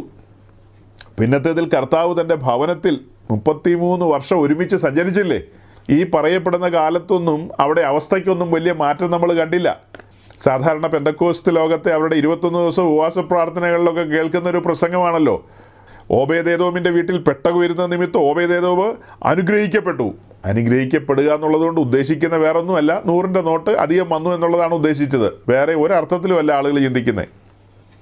ഓബേദേദോമും പെട്ടകമൊക്കെ പഴയ നിയമ സബ്ജക്റ്റാന്ന് ഓർക്കണം. ഈ പ്രസംഗിക്കുന്ന ആളുകളാരാ? പുതിയ നിയമത്തിൻ്റെ ശുശ്രൂഷകരെന്നുള്ള പേരിൽ വ്യാജേന നടക്കുന്നവർ. ഇവർക്ക് വെളിപ്പാടില്ല, ഇവർക്ക് അശേഷം വെളിപ്പാടില്ലെന്ന് ഞാൻ തറപ്പിച്ച് പറയുകയാണ്. ഈ ഓബേദേദവും പെട്ടകവും ഒക്കെ ആയിട്ട് നിങ്ങളുടെ കൂട്ടായ്മകളിൽ വന്ന് പ്രസംഗിക്കുന്ന എത്ര സീനിയർ മോസ്റ്റ് ശുശ്രൂഷകരാണേലും അശേഷം വെളിപ്പാടില്ലാത്തവരാണ്. അപ്പോൾ വളരെ കൃത്യമായിട്ടാണ് പറയുന്നത്. ശ്രദ്ധിച്ച് കേട്ടാൽ നിങ്ങൾക്ക് മനസ്സിലാകും. അത്ര എളുപ്പം മനസ്സിലാകുമെന്നും സംശയമുണ്ട് എനിക്ക്. കാരണം നിങ്ങളിൽ ബഹുഭൂരിപക്ഷം പേര് നാളുകളായി കേട്ടുകൊണ്ടിരിക്കുന്ന സബ്ജക്റ്റ് ആയതുകൊണ്ട് എളുപ്പം ക്ലിക്കാകും, അല്ലെങ്കിൽ ക്ലിക്കാകാൻ പാടാ. എന്തെന്ന് വെച്ചാൽ അതൊരു സമഗ്രമായ പഠനമാണ്. സമഗ്രമായ പഠനം. ആ ഒരു പഠനത്തിലേക്ക് വന്നെങ്കിൽ മാത്രമേ ആ വിഷയത്തിൻ്റെ ഗൗരവം മനസ്സിലാകുകയുള്ളൂ. പെട്ടകം യേശുക്രിസ്തുവിനെയാണ് റെപ്രസെൻ്റ് ചെയ്യുന്നത്. പെട്ടകം ഓബേദേദോമിൻ്റെ വീട്ടിലിരുന്നത് കൊണ്ട് ഓബേദേദോം അനുഗ്രഹിക്കപ്പെട്ടു എന്ന് പറഞ്ഞാൽ ഭൗതികമായി അനുഗ്രഹിക്കപ്പെട്ടെന്നാണ് അതിൻ്റെ അർത്ഥം. നിശ്ചയമായും അങ്ങനെ തന്നെയാണ്. അതേസമയം ആ പെട്ടകത്തെയാണ് മറിയ തൻ്റെ ഗർഭത്തിൽ സ്വീകരിച്ചത്. അതേ പെട്ടകം തന്നെയാണ് മറിയയുടെയും ജോസഫിൻ്റെയും ഭവനത്തിൽ 33 വർഷം ഇരുന്നത്. ഓബേദേദോമിൻ്റെ വീട്ടിൽ ഇരിക്കുന്നതിനേക്കാൾ കൂടുതൽ വർഷം ഇരുന്നു. അതിന് ശേഷം നമ്മൾ കാണുന്നതോ, മാളികമുറിക്ക് ശേഷം അതേ പെട്ടകം തന്നെ മറിയയുടെ ഹൃദയത്തിലേക്ക് കടന്നു വരികയാണ്. ഈ പറയപ്പെട്ട അവസ്ഥകളെല്ലാം വിശുദ്ധന്മാരൊന്ന് ധ്യാനിച്ചേ. അങ്ങനെയെങ്കിൽ അവരുടെ ജീവിതത്തിൽ അവസ്ഥയ്ക്ക് മാറ്റം വരണ്ടേ? മാറ്റം വരണോ വേണ്ടയോ? ഈ അപ്പോസ്തലന്മാരുടെ എല്ലാവരുടെയും ജീവിതത്തിൽ അവസ്ഥയ്ക്ക് മാറ്റം വരണോ വേണ്ടയോ? സഹോദരങ്ങളെ, ഇതെല്ലാം വ്യാജമായ പഠിപ്പിക്കലുകളാണ്. ഒരുവൻ ക്രിസ്ത്യാനിത്വത്തിലേക്ക് വന്നു കഴിയുമ്പോൾ അവൻ്റെ ജീവിതത്തിൽ വലിയ മാറ്റങ്ങൾ വരും. നിശ്ചയമായി അങ്ങനെയൊക്കെ സംഭവിക്കും. പക്ഷെ അതൊരു ഉപദേശമായിട്ട് പറയാനായിട്ട് കഴിയില്ല. എനിക്കറിയാവുന്ന ഒത്തിരി മനുഷ്യർ, അവരുടെ ജീവിതത്തിൽ ഭൗതികമായ കാര്യങ്ങളിൽ വളരെ അധോഗതി കിടന്ന മനുഷ്യർ, അവരുടെ ജീവിതവും നടപ്പുമൊന്നും അത്ര ശരിയല്ലായിരുന്നും കൂടെ കൂട്ടിക്കോ. ക്രിസ്തുവിലേക്ക് വന്നു കഴിഞ്ഞപ്പോൾ അച്ചടക്കം വന്നു. ജോലി ചെയ്യുന്ന കാര്യത്തിൽ മറ്റു കാര്യത്തിലൊക്കെ ഡിസിപ്ലിൻ വന്നു. അങ്ങനെ അവർ ജോലി ചെയ്യുന്ന അതിൻ്റെ കൂലിയൊക്കെ, ആ പണമൊക്കെ അവർ സൂക്ഷിക്കാനും മറ്റുമൊക്കെ ആരംഭിച്ചു. ആ നിലയിൽ ചിന്തിക്കുമ്പോൾ അവരുടെ ജീവിതത്തിലൊക്കെ വലിയ മാറ്റം വന്നിട്ടുണ്ട്. എന്നാൽ എല്ലാ മനുഷ്യരുടെ ജീവിതത്തിലും അങ്ങനെയാണ് എന്ന് നമ്മളൊരു ടീച്ചിങ്ങിലേക്ക് വന്നു കഴിഞ്ഞാൽ, അങ്ങനെ സംഭവിച്ചില്ലെങ്കിൽ ചില പ്രിയപ്പെട്ടവരൊക്കെ നിരാശപ്പെട്ടു പോകും. അതുകൊണ്ടാണ് നമ്മളിത് തിരുത്തി പറയുന്നത്. ഈ അടുത്ത കാലത്ത് നമ്മളുടെ ഈ മെസ്സേജൊക്കെ യൂട്യൂബിൽ കേട്ടുകൊണ്ടിരുന്നൊരു സഹോദരനുണ്ട് മധ്യ കേരളത്തിൽ. കുറച്ചു കാലം അദ്ദേഹം വന്ന് കേട്ടുള്ളൂ. അങ്ങനെ അദ്ദേഹം കമൻസൊക്കെ എഴുതുന്നത് ഞാൻ ശ്രദ്ധിച്ചു. ഞാൻ മനസ്സിലാക്കിയപ്പോൾ അദ്ദേഹം നമ്മുടെ ശ്രീമാൻ തങ്കു സാറിൻ്റെ അവിടെ നിന്ന് വന്നയാളാണ്.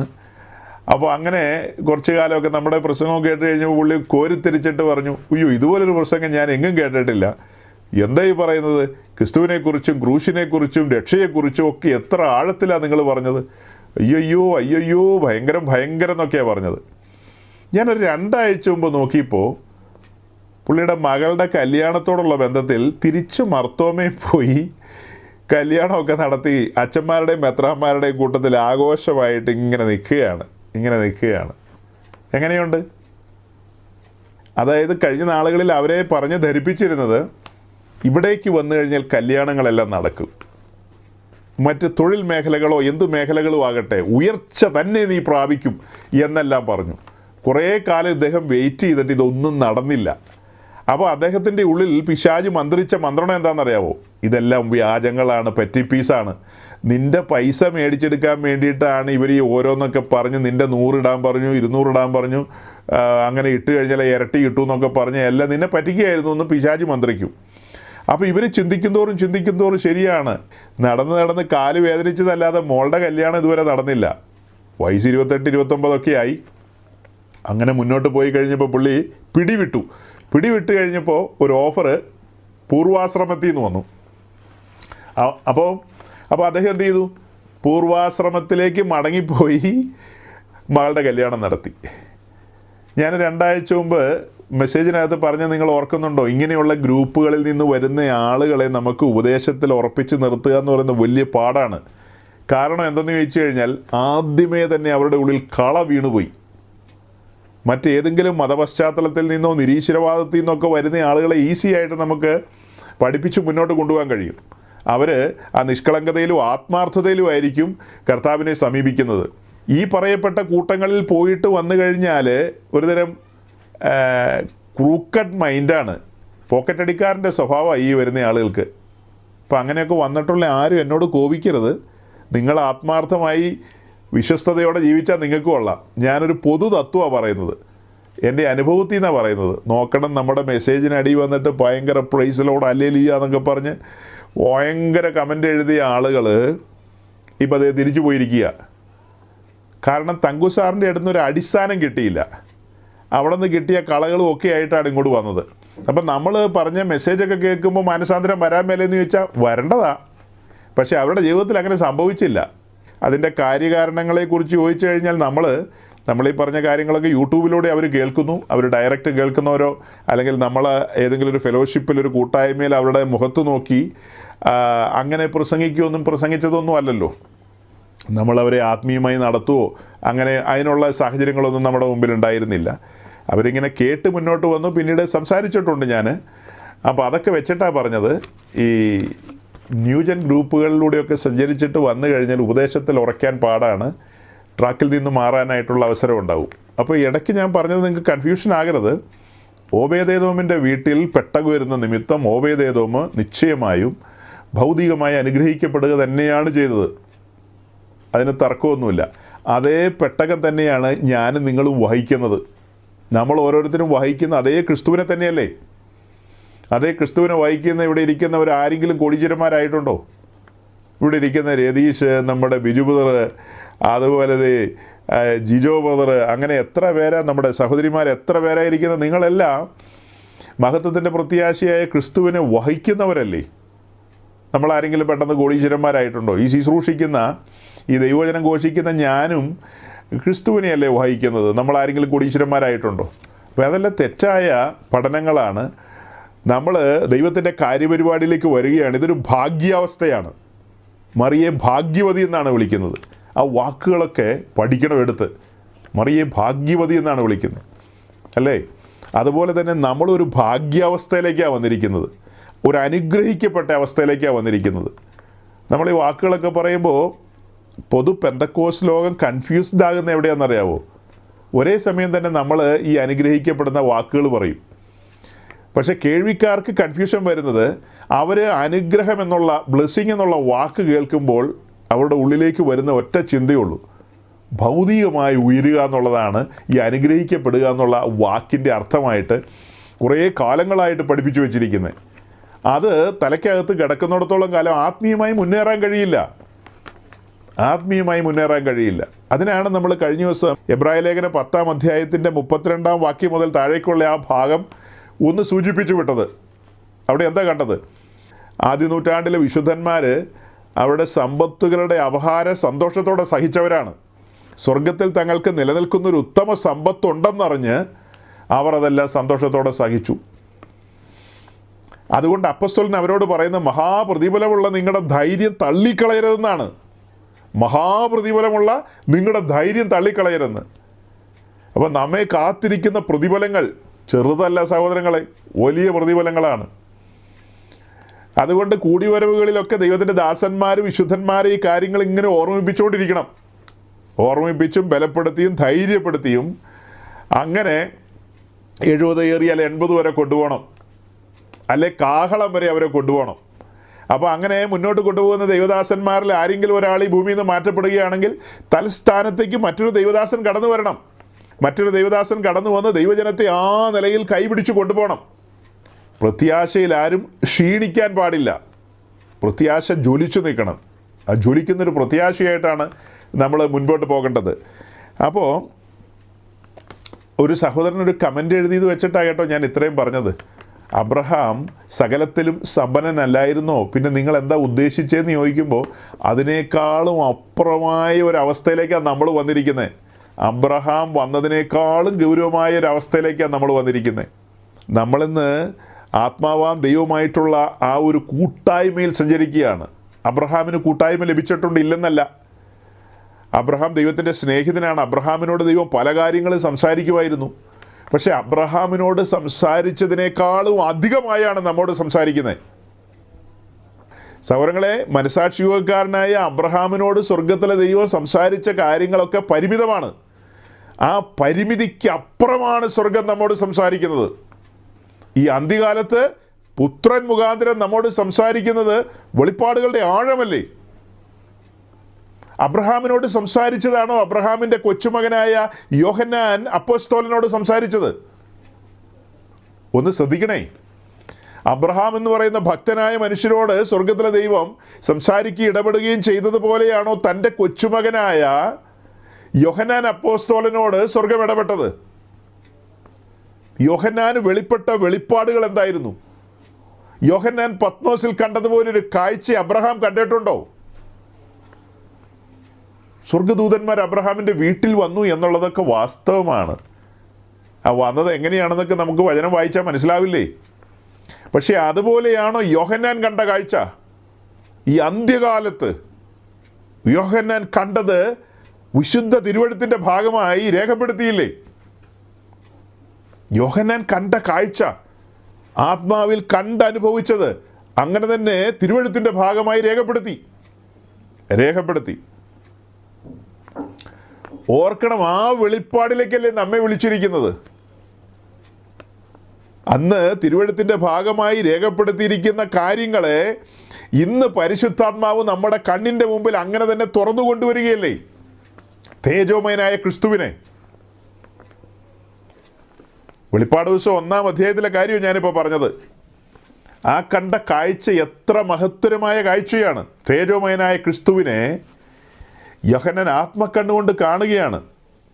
ആ കണ്ട കാഴ്ചയെക്കുറിച്ച് നമ്മൾ കൂടെ ചിന്തിച്ചിട്ടുള്ളവരാണ്.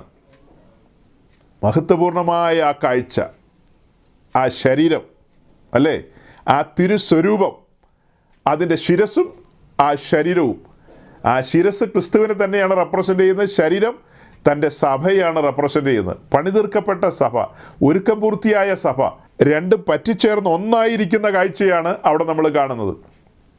അങ്ങനെ ഒരു കാഴ്ച അബ്രഹാം കണ്ടിട്ടില്ല സഹോദരങ്ങളെ. ദൈവശില്പിയായി നിർമ്മിക്കുന്നതും അടിസ്ഥാനമുള്ളതുമായ ആ നഗരത്തെക്കുറിച്ചൊരു ചെറിയ സൂചനയാണ് അബ്രഹാമിന് ലഭിച്ചത്. സമ്പൂർണ്ണ വെളിപ്പാടല്ല ലഭിച്ചത്. ആ വെളിപ്പാടിലേക്ക് തൻ്റെ കൊച്ചുമകനായ യോഹന്നാനെയാണ് കൊണ്ടുവന്നത്. യോഹന്നാൻ കണ്ട കാഴ്ച എന്താ? ദൈവം ശില്പിയായി നിർമ്മിക്കുന്ന ആ നഗരത്തിൻ്റെ കാഴ്ച 12 വിധ രത്നങ്ങളാൽ അടിസ്ഥാനമിട്ട് പണിയുന്ന ആ നഗരത്തിൻ്റെ കാഴ്ച യോഹന്നാനല്ലേ കണ്ടത്? എന്തു മനോഹരമായ കാഴ്ചയാണ് യോഹന്നാൻ കണ്ടത്. അങ്ങനെ ഒരു കാഴ്ച അബ്രഹാം കണ്ടോ? അബ്രഹാമിന് നേരിയ ഒരു ബോധ്യമാണ് കൊടുത്തത്. ആ നഗരത്തെക്കുറിച്ച് പറയുമ്പോൾ പണിതീർക്കപ്പെട്ട സഭയാണ് ആ നഗരം റെപ്രസെൻ്റ് ചെയ്യുന്നത്. പണിതീർക്കപ്പെട്ട സഭ. യോഹന്നാനോട് ദൂതൻ എന്താ പറഞ്ഞത്? കുഞ്ഞാടിൻ്റെ കാന്തയെ കാണിച്ചു തരാമെന്നാ പറഞ്ഞത്. അന്ത്യബാധ 7 കഴിഞ്ഞു, 7 കലശമുണ്ടായിരുന്നു. 7 ദൂതന്മാരിൽ ഒരുത്തന് വന്ന് അവനോട്, വരിക, കുഞ്ഞാടിന്റെ കാന്തയായ മണവാട്ടിയെ കാണിച്ചു തരാമെന്ന് പറഞ്ഞു. വെളിപ്പാട് 21:9 ഇപ്പോൾ നമ്മൾ വായിച്ചത്.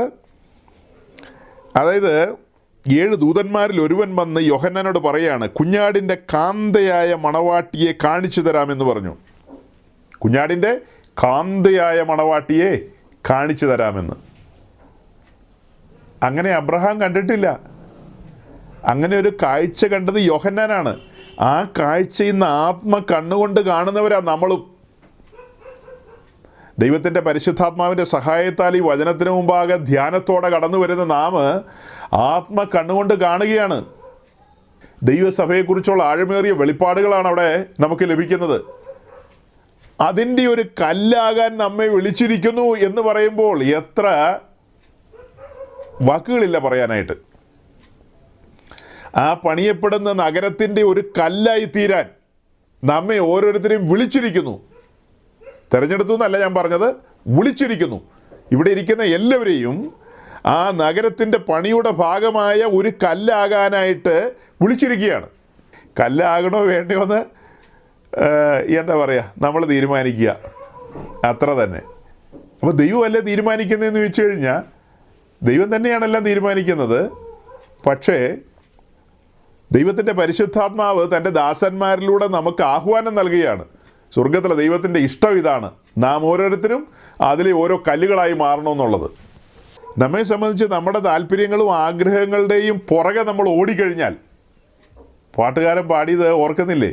നല്ല പോരാട്ടം പോരാടി ഓട്ടം ഓടിയിടാം, വല്ലഭൻ്റെ നല്ല പാത പിന്തുടർന്നിടാം. പിന്നെ അങ്ങോട്ട് വിസ്തരിച്ച പാട്ടുകാരൻ ഓരോരോ കാര്യങ്ങൾ പറയുന്നത്. അങ്ങും ഇങ്ങും നോക്കിയാൽ നീ ഓട്ടം പൂർത്തീകരിക്കില്ലെന്നാണ് പറയുന്നത്. അങ്ങും ഇങ്ങും ഒന്നും നോക്കിയിട്ട് കാര്യമില്ല, ക്രൂശയെ നോക്കിക്കൊണ്ട് ലക്ഷ്യത്തിലേക്ക് പോകണം.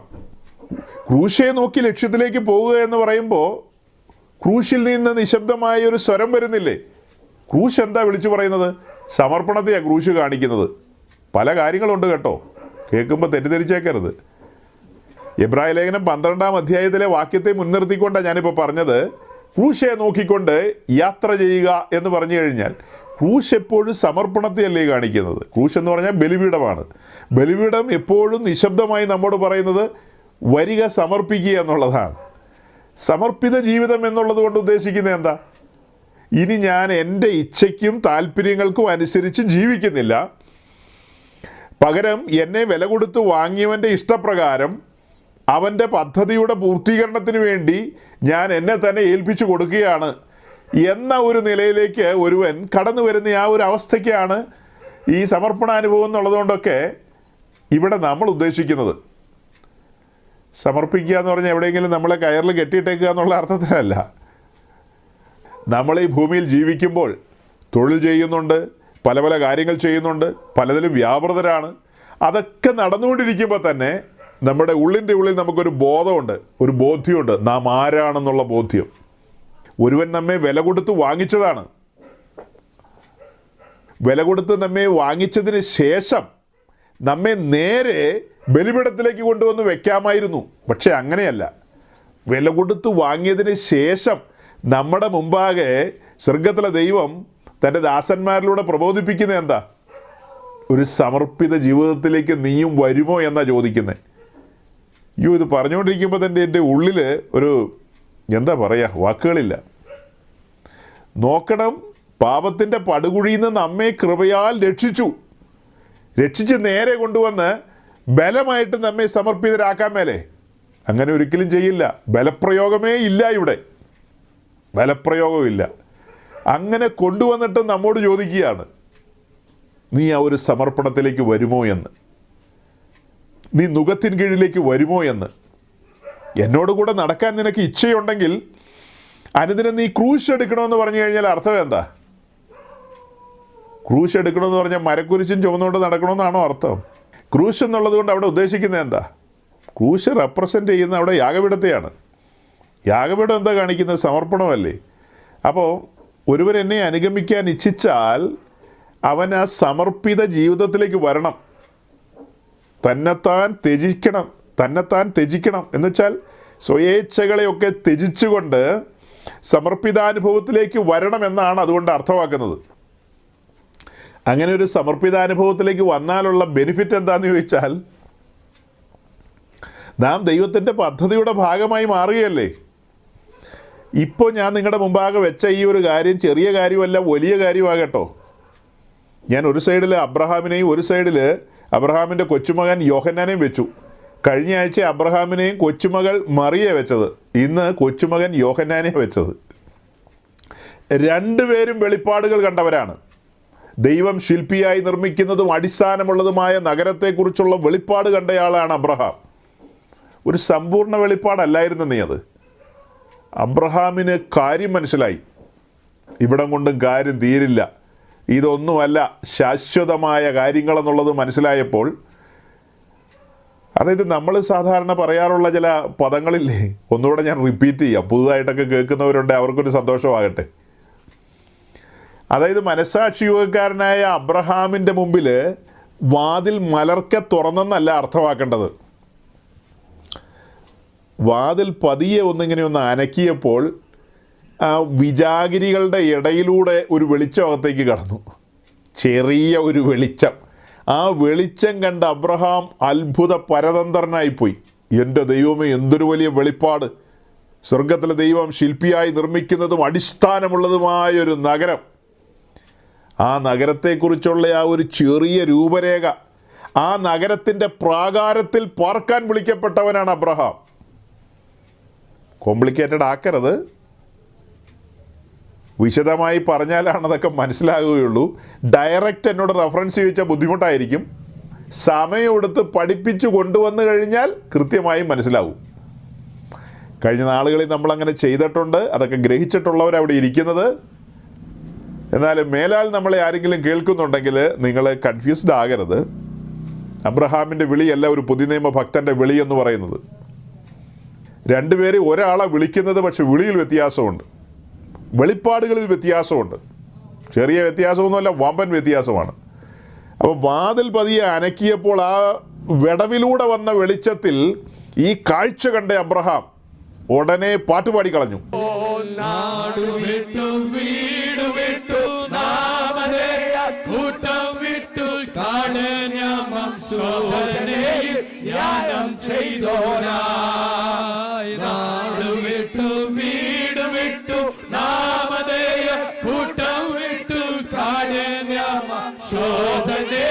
അബ്രഹാമിന് ശേഷം ആ പാട്ട് പാടിയത് നമ്മുടെ മലയാളക്കരയിലെ പെന്തിക്കോസുകാരാ. പിന്നെ അവർ ആ പാട്ടൊക്കെ എടുത്ത് എറിഞ്ഞു കളഞ്ഞു. പിന്നെ ന്യൂ ജനറേഷൻ പെന്തിക്കോസുകാർ അവരുടെ കുറേ പാട്ടൊക്കെ ആയിട്ട് വന്നിട്ട് ഇങ്ങനെ തലകുത്തി മറിയുന്ന 5-6 ഓർഗനൊക്കെ വെച്ച് തലകുത്തി മറിഞ്ഞ പാട്ടുകളൊക്കെ പാടിയല്ലോ. അപ്പോൾ ഇവർ ഞങ്ങളിനി പഴയ പാട്ടൊന്നും പാടി ചുമ്മാ പ്രാകൃതന്മാരെന്ന് അവരെ കൊണ്ടൊക്കെ എന്തിനാ പറയിപ്പിക്കുന്നതെന്ന് ഓർത്ത് ഇങ്ങനെ എന്തുമാത്രം പാട്ടാണെന്നറിയാം അവർ ഒതുക്കി കളഞ്ഞത്. ഇപ്പോൾ ഒന്നും പാടുന്നില്ല ആരും. ഇപ്പം മെയിൻ ലൈൻ പെന്തിക്കോസും പാടുന്നില്ല, ഒരു കോസും പാടുന്നില്ല. പണ്ടൊക്കെ ഇവർ പാടുമായിരുന്നു. ബ്രദറുകാരനാണെങ്കിൽ പോലും ഭക്തനായൊരു കവിയായിരുന്നു എം ഇ ചെറിയാൻ സാറ്. അദ്ദേഹം എഴുതിയ പാട്ടാണ് സിയോൻ സഞ്ചാരി ഞാൻ എന്നുള്ള പാട്ട് അദ്ദേഹം എഴുതിയതാണ്. അങ്ങനെ എന്തുമാത്രം പാട്ടുകൾ പാടിയവരായിരുന്നു നമ്മുടെ പൂർവന്മാർ. ഇന്ന് നിങ്ങളുടെയൊക്കെ കൂട്ടായ്മകളിൽ എത്ര ഇടങ്ങളിൽ പാടുന്നുണ്ടാകും കേട്ടോ, ഇല്ലെന്നല്ല, ഞാനങ്ങ് തീർത്ത് പറയുന്നതല്ല. ഈ പാട്ടുകൾക്കൊക്കെ ഒരു അർത്ഥമുണ്ട്, വചനവുമായിട്ട് മാച്ച് ചെയ്യുന്ന പാട്ടുകളാണത്. അതായത് നമ്മളിപ്പോൾ എന്താ പറഞ്ഞു വന്നത്? അബ്രഹാമിന് ലഭിക്കപ്പെട്ട ആ ഒരു നേരിയ വെളിപ്പാടിൽ അബ്രഹാം അത്ഭുത പരതന്ത്രനായിപ്പോയി. അവിടെ മുതൽ തൻ്റെ മകനായ ഇസഹാക്കും കൊച്ചുമക്കളോടും കൂടെ കൂടാരങ്ങളിൽ പാർത്തുകൊണ്ട് അവരാവലോടെ കാത്തിരുന്നു. എന്ന് വച്ചാൽ അവരുടെ ആയുസ്സിൽ ആ കാര്യങ്ങൾ നടക്കുമെന്നുള്ള ചിന്തയായിരിക്കും അവരെ ഭരിച്ചത്. എല്ലാ കാലത്തും ഭക്തന്മാരുടെ ചിന്ത അതാണ്. മനസാക്ഷിയുകാരനായ അബ്രഹാമിൻ്റെ ചിന്ത ഒരുപക്ഷെ അങ്ങനെയായിരിക്കും. തൻ്റെ ആയുസ്സിൽ ഈ പറയപ്പെടുന്ന കാര്യം കണ്ണാലെ കാണാൻ കഴിയും എന്നായിരിക്കും അദ്ദേഹം ചിന്തിക്കുന്നത്. എത്രയോ നൂറ്റാണ്ടുകൾ കഴിഞ്ഞുപോയി. 1-ാം നൂറ്റാണ്ടിലെ വിശുദ്ധന്മാരെ നോക്കിയേ. തങ്ങളുടെ സമയത്ത് തന്നെ കർത്താവ് യേശുക്രിസ്തുവിൻ്റെ മടങ്ങിവരവ് ഉണ്ടാകുമെന്ന് വിശ്വസിച്ചവരാണ് അവരിൽ ബഹുഭൂരിപക്ഷം പേരും. പൗലോസിന് പോലും ചെറിയ തോതിൽ ആ ഒരു ചിന്തയുണ്ടായിരുന്നു എന്നുള്ളതാണ് എനിക്ക് വായനകളിൽ നിന്നും പഠനങ്ങളിൽ നിന്നും മനസ്സിലായിട്ടുള്ളത്. പക്ഷെ പൗലോസിൻ്റെ ലേഖനത്തിൽ അതിന് കൃത്യമായ ഉത്തരവുണ്ട്. 1 കൊരിന്ത്യർ ലേഖനം 15:20 മുതൽ 23 വരെ വായിക്കുമ്പോൾ ആദ്യഫലം ക്രിസ്തു, പിന്നെ ക്രിസ്തുവിനുള്ളവർ എന്നുള്ള ആ കാര്യങ്ങൾ പറഞ്ഞ് താഴേക്ക് വരുമ്പോൾ അവിടെ വളരെ കൃത്യമായിട്ടുണ്ട്, ഉടനടിയല്ല, ഒരു സമയം കഴിഞ്ഞിട്ടാണ് ബാക്കി കാര്യങ്ങൾ എന്നുള്ളത്. ആദ്യഫലം ക്രിസ്തു, പിന്നെ ക്രിസ്തുവിനുള്ളവർ എന്ന് പറയുമ്പോൾ അവിടെ പിന്നെ എന്നുള്ളതിന് ഉപയോഗിക്കുന്ന ഗ്രീക്ക് പദം എപ്പീറ്റിയ എന്നുള്ളൊരു പദമാണ്. എപ്പീറ്റിയ എന്ന് വെച്ച് കഴിഞ്ഞാൽ ഒരു സമയം കഴിഞ്ഞിട്ടാണ്. ഇമ്മീഡിയറ്റ് എന്നല്ല അർത്ഥം. ഒരു സമയം കഴിഞ്ഞിട്ട് പിന്നെ ക്രിസ്തുവിനുള്ളവർ. അതായത് മരിച്ചവരിൽ നിന്ന് ഉയർത്തെഴുന്നേൽക്കുന്നതിലെ ആദ്യഫലം ക്രിസ്തുവാണ്. അത് സംഭവിച്ചു കഴിഞ്ഞു. അതിന് ശേഷം ക്രിസ്തുവിനുള്ളവരാണ്. അത് പിന്നെയാണ് സംഭവിക്കേണ്ടത്, ഒരു സമയം കഴിഞ്ഞിട്ടാണ്. ഞാനിപ്പോൾ ഈ പറഞ്ഞതിൻ്റെ സാരം എന്താണെന്ന് മനസ്സിലായോ? എല്ലാ കാലത്തും ഭക്തന്മാരുടെ ചിന്ത തങ്ങളുടെ കാലഘട്ടത്തിൽ ഈ പറയപ്പെട്ട സകല കാര്യങ്ങളും സ്വർഗത്തിലെ ദൈവം നിവർത്തിക്കുമെന്നാണ് അവർ ചിന്തിക്കുന്നത്. അവരെയാണ് ഭക്തന്മാരെന്ന് വിളിക്കാനായിട്ട് നമുക്ക് താല്പര്യം,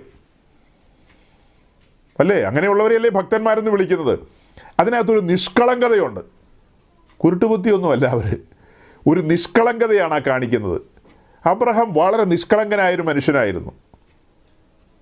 അതേസമയം ലോത്തിനെ കുറിച്ച് അങ്ങനെ ചോദിച്ചാൽ ഞാൻ ഒരു സർട്ടിഫിക്കറ്റ് തരില്ല കേട്ടോ. അദ്ദേഹം കുശാഗ്ര ബുദ്ധിക്കാരനും കുരുട്ടുബുദ്ധിയും ഒക്കെ കയ്യിലുള്ള പാർട്ടിയായിരുന്നു. ലോത്തും അമ്മാമ്മ അതിലും വലിയ ഗെയിമിയായിരുന്നു. പിന്നെ പുള്ളിക്കാരിയുടെ കാര്യമൊക്കെ പറയാതിരിക്കുക നല്ലത്. എന്തിനാ അതൊക്കെ പറഞ്ഞ് സമയം കളയുന്നത്? പുള്ളിക്കാരിനെ പരസ്യമായിട്ട് നിർത്തിയിരിക്കുക. നോക്കണം, നമ്മൾ പുതിയ നിയമം പഠിക്കുമ്പോൾ 2 പേരെ പരസ്യമായിട്ട് നിർത്തിയിട്ടുണ്ട്. ഒന്ന്, നമ്മുടെ കർത്താവ് യേശുക്രിസ്തുവിനെ അങ്ങ് ഗോൽഗോഥായിൽ പരസ്യമായി നിർത്തിയിരിക്കുന്നതാണ് റോമാലേഖനം 3-ാം അധ്യായത്തിൽ പറയുന്നത്. ഏതൊരു പാപിക്കും ആ ക്രൂശിങ്കിലേക്ക് അടുത്ത് വന്ന് രക്ഷ പ്രാപിക്കാം. പരസ്യമായി നിർത്തിയിരിക്കുകയല്ലേ. 4 സൈഡും ഓപ്പണാണ്. അവിടെ മീഡിയേറ്റേഴ്സ് ആരുമില്ല, ഒന്നുമില്ല, നിങ്ങൾക്ക് കടന്നു വരാം. അതുപോലെ തന്നെ ദൈവരാജ്യ പ്രവേശനത്തിലേക്ക് കടന്നു വന്നിട്ടുള്ള വിശുദ്ധന്മാരോടുള്ള ബന്ധത്തിൽ ഞാൻ പറയുകയാണ്. ലൂക്കോസിൻ്റെ സുവിശേഷത്തിൽ ഒരു പുള്ളിക്കാരിനെ നിർത്തിയിട്ടുണ്ട്. പുള്ളിക്കാരി ഉപ്പുതൂണായിട്ടാണ് നിൽക്കുന്നത്.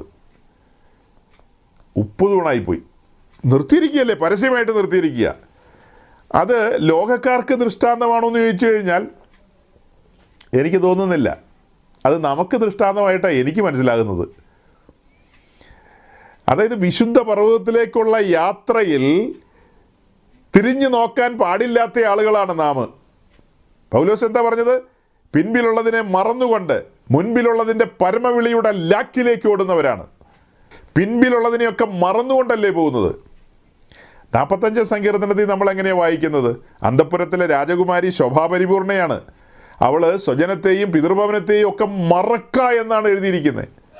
സ്വജനത്തെയും പിതൃഭവനത്തെയും ഒക്കെ, പൂർവാശ്രമങ്ങളെയൊക്കെ മറക്കണം, ഇന്നലകളിലെ പലതിനെയും മറക്കണം, എന്നിട്ട് പരമവിളിയുടെ ലാക്കിലേക്കായിട്ട് ഓടണം. അതിനാരെയാണ് ഞാൻ ഉദാഹരണമായിട്ട് കാണിച്ചു തരുന്നത്? മനസാക്ഷി യുഗക്കാരനായ ഒരു അബ്രഹാമിനെ, അല്ലേ? മനസാക്ഷി യുഗക്കാരനായ ഒരു അബ്രഹാമിനെ ലഭിക്കപ്പെട്ട പരിമിതമായ വെളിപ്പാടിൽ അദ്ദേഹം വിശ്വസ്തനായിരുന്നു. അതിനെ മുറുകെ പിടിച്ചുകൊണ്ട് അവസാന ശ്വാസം വരെ അദ്ദേഹം മുന്നോട്ട് പോയി. അദ്ദേഹത്തെക്കുറിച്ച് എബ്രായ ലേഖനം 11-ാം അധ്യായത്തിൽ എഴുതിയിരിക്കുന്നത്, അവരുടെ ദൈവമെന്ന് വിളിക്കപ്പെടുവാൻ സ്വർഗത്തിലെ ദൈവം ലജ്ജിക്കുന്നില്ലെന്നാണ്. അവരുടെ ദൈവമെന്ന് വിളിക്കപ്പെടുവാൻ സ്വർഗത്തിലെ ദൈവം ഒരിക്കലും ലജ്ജിക്കുന്നില്ല. അവർ വിശ്വസ്തരായിരുന്നു. നിഷ്കളങ്കതയോടുകൂടിയാണ് ആ വെളിപ്പാടിനെ അവർ സമീപിച്ചത്. നോക്കണം, ഞാൻ വീണ്ടും പത്മോസിലേക്ക് വരികയാണ്. അബ്രഹാം കണ്ട ഈ വെളിപ്പാടിനേക്കാളും എത്രയോ വലിയ വെളിപ്പാട് കണ്ടവനാണ് യോഹന്നാൻ. യോഹന്നാൻ കണ്ടത് ആഴമേറിയ കാര്യങ്ങളല്ലേ. ആ നഗരത്തെയും ആ നഗരത്തിൻ്റെ മഹത്വപൂർണമായ അനുഭവങ്ങളുമാണ് യോഹന്നാൻ കണ്ടത്. യോഹന്നാനോട് ദൂതൻ പറഞ്ഞത് വരിക കുഞ്ഞാടിൻ്റെ കാന്തയായ മണവാട്ടിയെ കാണിച്ചു തരാമെന്ന. അപ്പോൾ കാന്തയോ മണവാട്ടിയോ ഒക്കെയല്ലേ കാണിച്ചു കൊടുക്കേണ്ടത്? കാണിച്ചു കൊടുത്തത് എന്താ? ഭർത്താവിനായി അലങ്കരിക്കപ്പെട്ട് ഒരുങ്ങിയിട്ടുള്ള ഒരു നഗരത്തെയാണ് യോഹന്നാന് കാണിച്ചു കൊടുക്കുന്നത്. അതാണ് പുതിയ യെരൂശലേം എന്ന് പറയുന്ന നഗരം. പണ്ട് കാലത്ത് പെന്തക്കോസ്തുകാരുടെ ഇടയിൽ പുതിയ യെരൂശലേമിനെ കുറിച്ചുള്ള ധാരാളം പ്രസംഗങ്ങളുണ്ടായിരുന്നു. അതുപോലെ പാട്ടുകളൊക്കെ ആ നിലയിലുള്ള പാട്ടുകൾ ഉരുത്തിരിഞ്ഞു വരുമായിരുന്നു. ഇന്നൊക്കെ ഒത്തിരി ആൾക്കാർ കാസറ്റ് വിൽക്കാൻ വേണ്ടി പാട്ട് എഴുതുന്നുണ്ട്. അതിനകത്തൊന്നും തമാശയ്ക്ക് പോലും പുതിയ ഭൂമിയിൽ വെളിപ്പെടുന്ന പുതിയ യെരൂശലേമിനെ കുറിച്ചൊന്നുമുള്ള പാട്ടുകളില്ല. പിന്നെ കാസറ്റ് വിൽക്കാൻ വേണ്ടി പാടുന്ന പാട്ടുകൾ എങ്ങനെയുള്ള അന്ത്യകാലാഭിഷേകം, പിന്നെ താഴേക്ക് വരുമ്പോൾ എങ്ങനെ പറയും? കർമ്മേലിൽ ഇറങ്ങിയ തീ പോലെ എൻ്റെ മേൽ തീ ഇറങ്ങണമെന്നാ പറയുന്നത്. കർമ്മേലിൽ ഇറങ്ങിയ തീ ഞങ്ങളുടെ മേലും വന്ന് വീഴണമെന്ന്. ഇതിൻ്റെ ഒന്നും ആഴമോ അർത്ഥമോ വ്യാപ്തിയോ ഒന്നും അറിയാതെ തട്ടിക്കൂട്ടി ഉണ്ടാക്കിയൊരു പാട്ടാണ് പാട്ടുകാരൻ. പാട്ടുകാരൻ ന്യൂ ജനറേഷൻ പെന്തിക്കോസുകാരനാണ്. അതിവിടുത്തെ പെന്തിക്കോസുകാർ ഏറ്റുപിടിച്ച് എല്ലാ ചർച്ചുകളിലും ഭയങ്കരമായി കൊണ്ടുപിടിച്ച് പാട്ടുകളും പാട്ട് പ്രാക്ടീസുകളും നടന്നുകൊണ്ടിരിക്കുകയാണ് എല്ലായിടങ്ങളിലും, അല്ലേ? ഒരു സമയത്ത് ഭയങ്കരമായിട്ട് മുഴങ്ങിയത്. ഇപ്പം ഇച്ചിരി കുറവുണ്ടെന്ന് എനിക്ക് തോന്നണേ. ഇപ്പം ഇത്തിരി കുറവുണ്ട്. വചനത്തിൻ്റെ ആഴങ്ങൾ അറിയാവുന്ന ദൈവത്തിൻ്റെ ദാസന്മാരുടെ മുമ്പാകെ അതൊന്നും പാടിയ വില പോവില്ല. കാരണം കർമ്മേലിൽ ഇറങ്ങിയ തീ എൻ്റെ മേൽ വന്ന് വീണാൽ പിന്നെ ഞാൻ ബാക്കി ഉണ്ടാവുമോ? കർമ്മേലിൽ ഇറങ്ങിയത് ദൈവകോപത്തിൻ്റെ അഗ്നിയാണ്. ദൈവത്തിൻ്റെ പ്രമാണങ്ങളിൽ നിന്ന് വഴിതെറ്റിപ്പോയ ഇസ്രായേലിൻ്റെ മേൽ വീഴേണ്ട കോപാഗ്നിയാണത്. അവിടെ ആ ബലിപീഠം ഒരു മീഡിയേറ്റർ എന്നുള്ള നിലയിലാണ് നിൽക്കുന്നത്. ദൈവത്തിൻ്റെ ദാസന് ഏലിയാവ് 12 തൂണുകൾ എടുത്തു വെച്ച് കാര്യങ്ങളെ ക്രമീകരിച്ചുകൊണ്ടൊരു ബലിപീഠം സജ്ജമാക്കുകയായിരുന്നു. അവിടേക്കാണ് തീ ഇറങ്ങി വരുന്നത്. ഇസ്രായേലിൻ്റെ മേൽ വീഴേണ്ട തീ വഴിമാറിപ്പോയതല്ല. ഒരുവൻ അതിൻ്റെ നടുവിൽ മധ്യസ്ഥയെ അണച്ചു, ഏലിയാവ് എന്ന് പറയുന്ന ഭക്തൻ. അങ്ങനെയാണ് ആ കോപാഗ്നി അവിടെ പോയി വീണത്. യാഗപീഠത്തിൻ്റെ കല്ലുകൾ വരെ ദഹിച്ചു പോയി എന്നല്ലേ വായിക്കുന്നത്. ആ തീ വന്ന് എൻ്റെ മേൽ വീണ എങ്ങനെ ഇരിക്കും സഹോദരങ്ങളെ? ആദ്യമായിട്ട് ആരെങ്കിലുമൊക്കെ ഇത് കേൾക്കുകയാണെങ്കിൽ ആ പാട്ടൊക്കെ സ്ഥിരം പാടിക്കൊണ്ടിരിക്കുന്ന പ്രിയപ്പെട്ടവരാണെന്ന് വിചാരിക്കുക. അവർ അത്ഭുതപ്പെട്ടു പോകും. അത്ഭുതപ്പെടാനൊന്നുമില്ല, വചനം നന്നായിട്ട് പഠിക്കണം. നമ്മൾ വചനം ആഴത്തിൽ പഠിച്ചു വന്നു കഴിഞ്ഞാൽ പല പാട്ടുകളും പാടാനായിട്ട് ബുദ്ധിമുട്ടായിരിക്കും. കാരണം ദൈവവചനവുമായിട്ട് പൊരുത്തമില്ലാത്ത പാട്ടുകൾ നമ്മൾ പാടിയാൽ ആത്മാവിൽ സന്തോഷിക്കാൻ കഴിയില്ല. ആ പാട്ടുകളൊന്നും നമ്മെ പ്രത്യാശയിലേക്ക് നയിക്കില്ല. എത്ര വർഷം കഴിഞ്ഞുള്ള പാട്ടാണ് ലോകമാം ഗംഭീര വാരുതിയിൽ നിന്നുള്ള പാട്ട്. ഇന്നും നമ്മളത് പാടുമ്പോൾ ആത്മാവിലൊരു സ്പർശനം ഉണ്ടാകില്ലേ?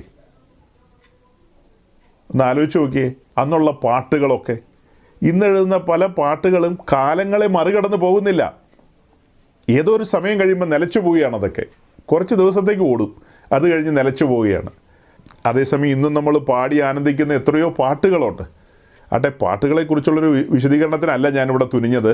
ഇടയ്ക്ക് സന്ദർഭവശാൽ അതൊന്ന് പറഞ്ഞെന്ന് മാത്രമേ ഉള്ളൂ. അപ്പോൾ നമ്മൾ വേഗം പറഞ്ഞ് അവസാനിപ്പിക്കുന്ന ഇങ്ങനെയാണ്: യോഹന്നാൻ കണ്ട വെളിപ്പാടും അബ്രഹാം കണ്ട വെളിപ്പാടും രണ്ടും നിങ്ങളുടെ മുമ്പാകെ ഞാൻ കൊണ്ടുവരികയാണ്. അന്ത്യകാലത്ത് പുത്രൻ മുഖാന്തരം യോഹന്നാന് ലഭിച്ച വെളിപ്പാട് അതെത്ര ആഴത്തിലുള്ള വെളിപ്പാടാണ്. ആ ഒരു വെളിപ്പാട് പഴയ നിയമത്തിലെ ഒരു ഭക്തന്മാർക്ക് ലഭിച്ചിരുന്നില്ല. സഭയെന്ന മർമ്മം അവിടെ മറഞ്ഞു കിടക്കുകയാണ്. ശരിക്കും സമാഗമന കൂടാരത്തിൻ്റെ നിർമ്മിതിയിലേക്ക് വന്നത് മോശയാണ്. പിന്നത്തേതിൽ യെരൂശലേം ദേവാലയത്തിൻ്റെ നിർമ്മിതിയിലേക്ക് വന്നത് ശലോമോനാണ്. ആ രണ്ടു പേർക്കും തങ്ങൾ നിർമ്മിക്കുന്നത് ഭാവിയിൽ സംഭവിക്കാൻ പോകുന്ന ദൈവസഭയുടെ നിഴലാണെന്ന് വല്ലതും മനസ്സിലായിരുന്നോ? ആലോചിച്ചു നോക്കി. ഇവർക്ക് രണ്ടുപേർക്കും മനസ്സിലായിരുന്നില്ലെന്നുള്ളതാണ് സത്യം. അതിന് പിന്നിൽ അബ്രഹാമിനെ കുറിച്ച് പറയുമ്പോൾ അബ്രഹാമിന് വെളിപ്പാട് ലഭിച്ചു, ദൈവം ഇങ്ങനൊരു കാര്യം ചെയ്യാൻ പോകുന്നു. പക്ഷേ അതിനെക്കുറിച്ചുള്ള ആഴമേറിയ ബോധ്യങ്ങളിലേക്ക് അബ്രഹാമിന് എത്തിച്ചേരാൻ കഴിഞ്ഞിട്ടില്ലല്ലോ. എന്നാൽ ആ ബോധ്യം യോഹന്നാന് ലഭിച്ചു. യോഹന്നാൻ്റെ ശുശ്രൂഷ തന്നെ ആ ഒരു കാര്യത്തിന് വേണ്ടിയല്ലായിരുന്നോ? ദൈവം ശില്പിയായി നിർമ്മിക്കുന്നതും അടിസ്ഥാനമുള്ളതുമായ ആ നഗരത്തിൻ്റെ കല്ലുകളെ തയ്യാറാക്കുന്ന ഉദ്യോഗത്തിലായിരുന്നു യോഹന്നാൻ. അതിനുവേണ്ടിയാണ് യോഹന്നാൻ ഈ കാണായ കഷ്ടം മുഴുവൻ സഹിച്ചത്. അതിനുവേണ്ടിയാണ് യോഹന്നാനെ വറചട്ടിക്കകത്ത് ഇട്ടത്, തിളയ്ക്കുന്ന എണ്ണയ്ക്കകത്തേക്കല്ല ഇട്ടത്. യോഹന്നാൻ അനുഭവിച്ച കഷ്ടങ്ങളും ഉപദ്രവങ്ങളും പൗലോസിൻ്റെ അത്ര ഒന്നും വരില്ലെങ്കിൽ പോലും വ്യത്യസ്തമായ നിലയിൽ അദ്ദേഹവും ഭയങ്കരമായ കഷ്ടങ്ങൾ സഹിച്ച മനുഷ്യനാണ്. ഈ പത്മോസിൻ്റെ അനുഭവങ്ങൾ എന്നൊക്കെ പറയുന്നത് അത്ര ലളിതമായ കാര്യങ്ങളല്ല സഹോദരങ്ങളെ. വല്ലാത്ത അനുഭവങ്ങളിലൂടെ കടന്നുപോയില്ലേ. അപ്പോൾ എന്താ നമ്മൾ പറഞ്ഞ് അവസാനിപ്പിക്കുന്നത്? അബ്രഹാം കണ്ടതും യോഹന്നാൻ കണ്ടതുമായ വെളിപ്പാടുകൾ. യോഹന്നാൻ കണ്ട വെളിപ്പാട് തിരുവെഴുത്തിൻ്റെ ഭാഗമായിട്ട് ഇവിടെ ഉണ്ട്. അത് ഇന്ന് അങ്ങനെ തന്നെ പരിശുദ്ധാത്മാവ് നമുക്ക് തുറന്നു തരികയാണ്. യോഹന്നാൻ ആ നഗരത്തെക്കുറിച്ചൊരു കാഴ്ച കണ്ടു. ആ നഗരത്തിൻ്റെ കല്ലുകളാണ് നാം ഓരോരുത്തരെന്നും നാം തിരിച്ചറിയുകയാണ്. ആ നഗരത്തിൻ്റെ കല്ലുകളാകാൻ വിളിക്കപ്പെട്ടവരാണ് നാം ഓരോരുത്തരും എന്നുള്ളത് നാം തിരിച്ചറിയുകയാണ്. തിരിച്ചറിയുമ്പോൾ നമുക്ക് സ്വഭാവത്തിൽ അടിമുടി മാറ്റം വരണം. വേണ്ടേ? വേണോ വേണ്ടയോ? ചിന്തിച്ചിട്ട് നമുക്കങ്ങ് പിരിഞ്ഞേക്കാം. ഇനി കൂടുതൽ പറയുന്നതിൽ അർത്ഥമില്ല. നേരിയ ഒരു വെളിപ്പാട് ലഭിച്ചപ്പോൾ അബ്രഹാം അടിമുടി അങ്ങ് മാറിപ്പോയി. നേരിയൊരു വെളിപ്പാട് ലഭിച്ചപ്പോൾ അബ്രഹാം അടിമുടി മാറിപ്പോയി. തനിക്ക് ലാവിഷായിട്ട് ജീവിക്കാമായിരുന്നേ. ലോത്ത് അവിടെ വലിയ സംഭവങ്ങളൊക്കെയാണ് കെട്ടിപ്പോക്കുന്നത്. ലോത്തും പെമ്പിളിയൊക്കെ വലിയ വീടൊക്കെ വെച്ച് പാലുകാച്ചലിന് വരെ അബ്രഹാമിനെയൊക്കെ വിളിച്ചായിരുന്നു.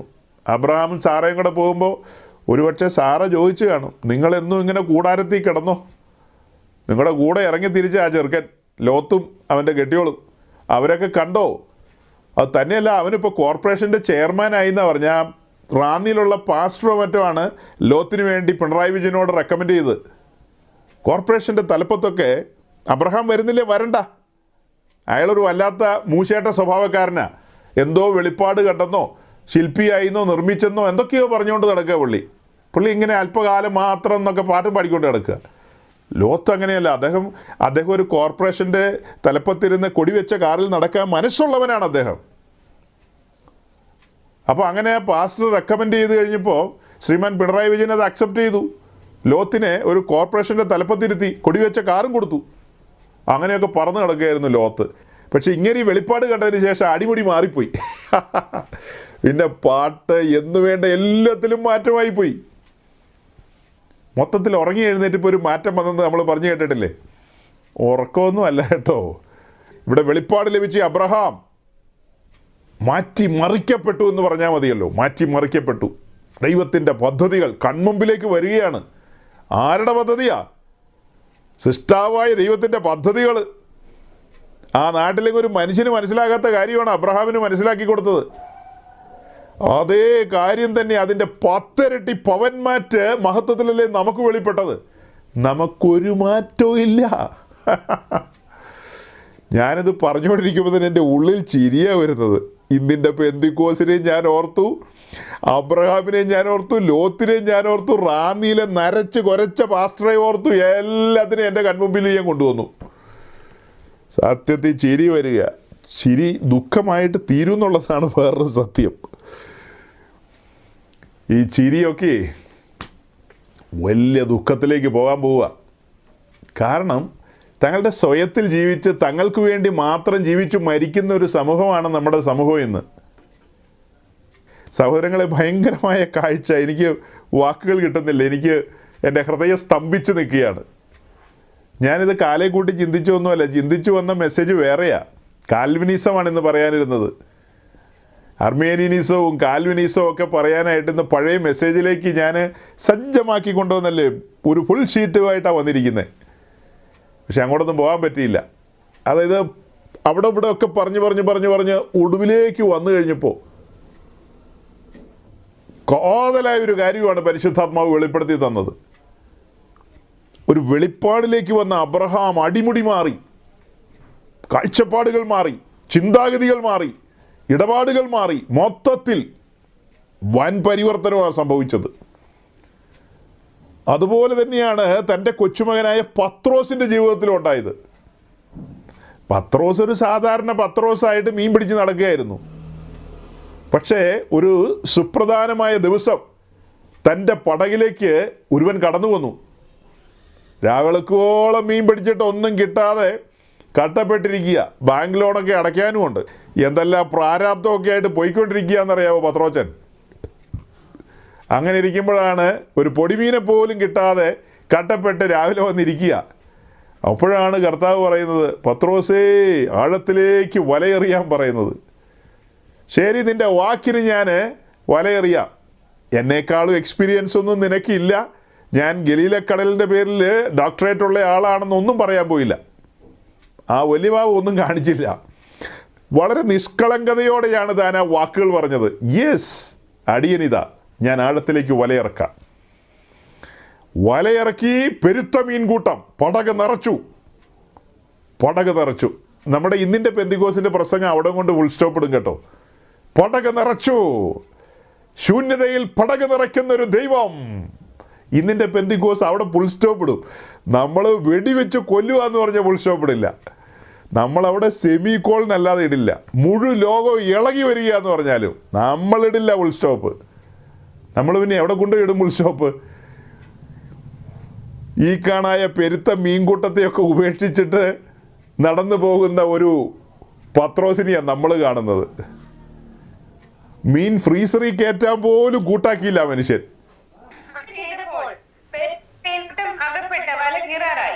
അവർ മറ്റേ പടകിലുള്ള കൂട്ടാളികൾ വന്ന് സഹായിപ്പാൻ അവരെ മാടി വിളിച്ചു. അവർ വന്ന് പടക് 2-3 ആകുവോളം നിറച്ചു. ശീമോൻ പത്രോസ് കണ്ടിട്ട് കാൽക്കൽ വീണു, കർത്താവേ, ഞാൻ പാപിയായ മനുഷ്യനാകൊണ്ട് എന്നെ വിട്ടു പോകണമേ എന്ന് പറഞ്ഞു. അവനും അവനോട് കൂടെ ഉള്ളവർക്ക് എല്ലാവർക്കും സംഭ്രമം പിടിച്ചിരുന്നു. ഓക്കെ സഹോദരങ്ങളെ, കൂട്ടാളികളെ മതി. ഓക്കെ, അത് നമ്മൾ 5-ാം വാക്യം മുതൽ താഴേക്ക് വായിച്ച് 9 വരെയുള്ള വാക്യങ്ങൾ വരെ വന്നു. അതായത് ശൂന്യമായൊരു പടകുമായിട്ടിരിക്കുന്ന പത്രോസ്. ഒരുപക്ഷെ നമ്മുടെ നടുവിൽ ഇന്ന് രാത്രി ആരെങ്കിലും അങ്ങനെ ശൂന്യതയെ വന്നിട്ടുണ്ടെങ്കിൽ അതിവൈകാരികമായിട്ട് നമ്മൾ പറഞ്ഞു കഴിഞ്ഞാൽ അവർക്കൊക്കെ ഒരു ഇളക്കം സ്വാഭാവികമായിട്ട് തട്ടുമെന്നുള്ള ഉറപ്പാണ്. മനുഷ്യനല്ലേ, പ്രതിസന്ധികളിലൂടെയൊക്കെ കടന്നു പോകുമ്പോൾ അവരെ ഉത്തേജിപ്പിക്കാനായിട്ട് ഈ കാര്യങ്ങളൊക്കെ വേണേൽ നമുക്ക് പറയാം. പക്ഷേ ആത്മീയത്തിൽ പല റേഞ്ച് ഉണ്ടെന്ന് നമ്മൾ പറയാറില്ലേ. ഒരു കൂട്ടം ആൾക്കാർ പ്രാകാരത്തിൽ സഞ്ചരിക്കുന്നവരുണ്ട്, മറ്റൊരു കൂട്ടർ വിശുദ്ധ സ്ഥലത്തിൻ്റെ അനുഭവത്തിൽ സഞ്ചരിക്കുന്നവരുണ്ട്, മറ്റൊരു കൂട്ടർ കുറച്ചും കൂടെ മുൻപോട്ട് കടന്നു പോയ ആളുകളുണ്ട്. അപ്പോൾ ഓരോരുത്തർക്കും ദഹിക്കുന്ന രീതിയിലാണല്ലോ കാര്യങ്ങളെ പറയേണ്ടത്. പ്രാകാരത്തിലിരിക്കുന്ന അല്ലെങ്കിൽ ആത്മീയ ജീവിതത്തിൻ്റെ ശൈശവാവസ്ഥയിലിരിക്കുന്ന പ്രിയപ്പെട്ടവരോട് പറയുമ്പോൾ അതിൻ്റെ രീതി പറയുക. അങ്ങനെ പറയുക എന്ന് പറയുമ്പോഴും വൈകാരികമായി പറഞ്ഞു കഴിഞ്ഞാൽ ആളുകൾ ഇളകുകയും മറിയുകയൊക്കെ ചെയ്യും എന്നുള്ളത് വാസ്തവമാണ്. പക്ഷേ അതിൻ്റെ സത്യാവസ്ഥ പൂർണ്ണമായും പറയണമെങ്കിൽ ആ പാരഗ്രാഫ് മുഴുവൻ വായിച്ച് കേൾപ്പിക്കണം. അപ്പോൾ എന്തായാലും പത്രോസിൻ്റെ പടക് നിറച്ച് മത്സ്യത്തെ ലഭിച്ചു. 9-ാം വാക്യത്തിൽ നമ്മൾ വായിക്കുന്നത്, അവനും അവനോട് കൂടെയുള്ളവർക്കെല്ലാം സംഭ്രമം പിടിച്ചിരിക്കുന്നു. ആർക്കാ സംഭ്രമം പിടിക്കാത്തത്? ഈ കാണായ കാലം മുഴുവനും ആ ഗലീലക്കടലിൽ ഈ കാര്യം ചെയ്തിട്ട് ഇന്നുവരെ കാണാത്തൊരു കാഴ്ചയാണ് കൺമുമ്പിൽ കണ്ടിരിക്കുന്നത്. അല്ലേ, വലിയ കൃപയാണ് അവരുടെ മേൽ വ്യാപരിച്ചതെന്നൊക്കെ വേണമെങ്കിൽ നാളെ പറയാം.